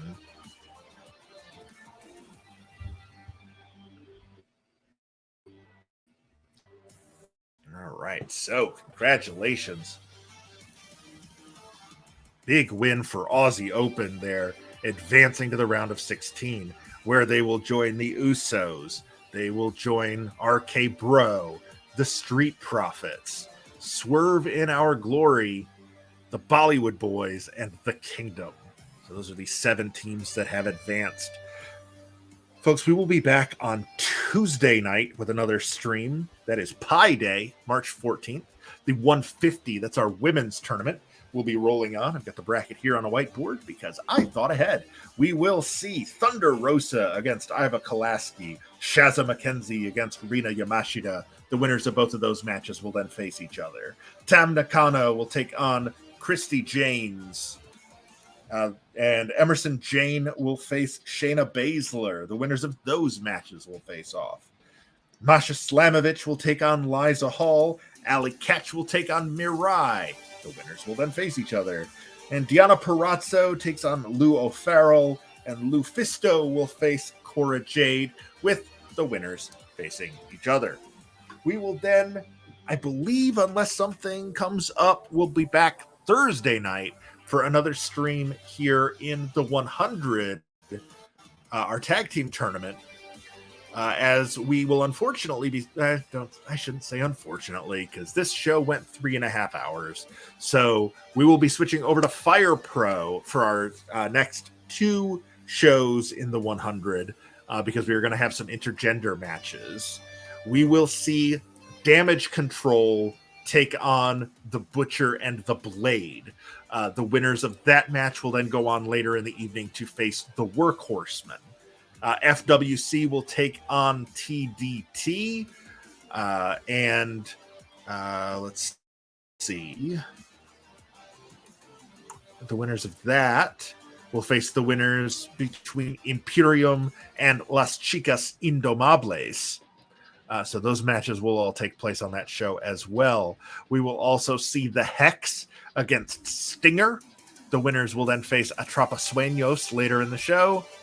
And Black Desire will take on Rot und Flot. The winners will face the main state posse, MSP. So that's all coming up Thursday. Those women's matches I listed earlier, they're all coming up Tuesday. And coming up WrestleMania weekend, it will be WrestleMania, where we will see Royce Chambers defend the world title, the World Simuweight Championship, against the winner of a Royal Rumble happening earlier in the night, featuring the 29 highest seeds in the 2022 PWI 500 who were not ranked on the 2021 list, as well as Masaaki Mochizuki, the only wrestler from the 500 who did not win the tournament, but also was never beaten.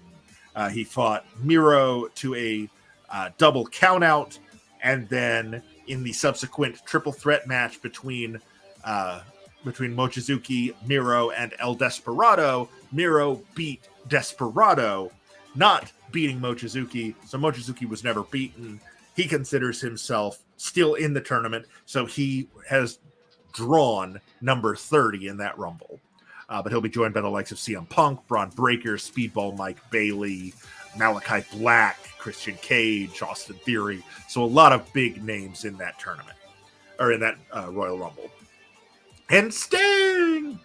Also, we will have the quarterfinals, semifinals, and finals of the 150, the women's tournament I was talking about. The final 8 women will all advance to that show, with one of them walking out the first ever World Simu Ladies Champion, and our tag team tournament, which we just sat through for 3.5 hours tonight. Thank you so much for staying with me, whether you're watching the live stream on Twitch, on Facebook, or on YouTube, or you're watching the replay on any of those platforms. Thank you so much for joining us. Hopefully you'll join us for more live streams along the way, or recaps. I do appreciate every one of you that watches. It does mean a lot to me. The semifinals and finals of the 100 will also be taking place at WrestleMania, with the winners being crowned the first ever World Simulate Tag Champions.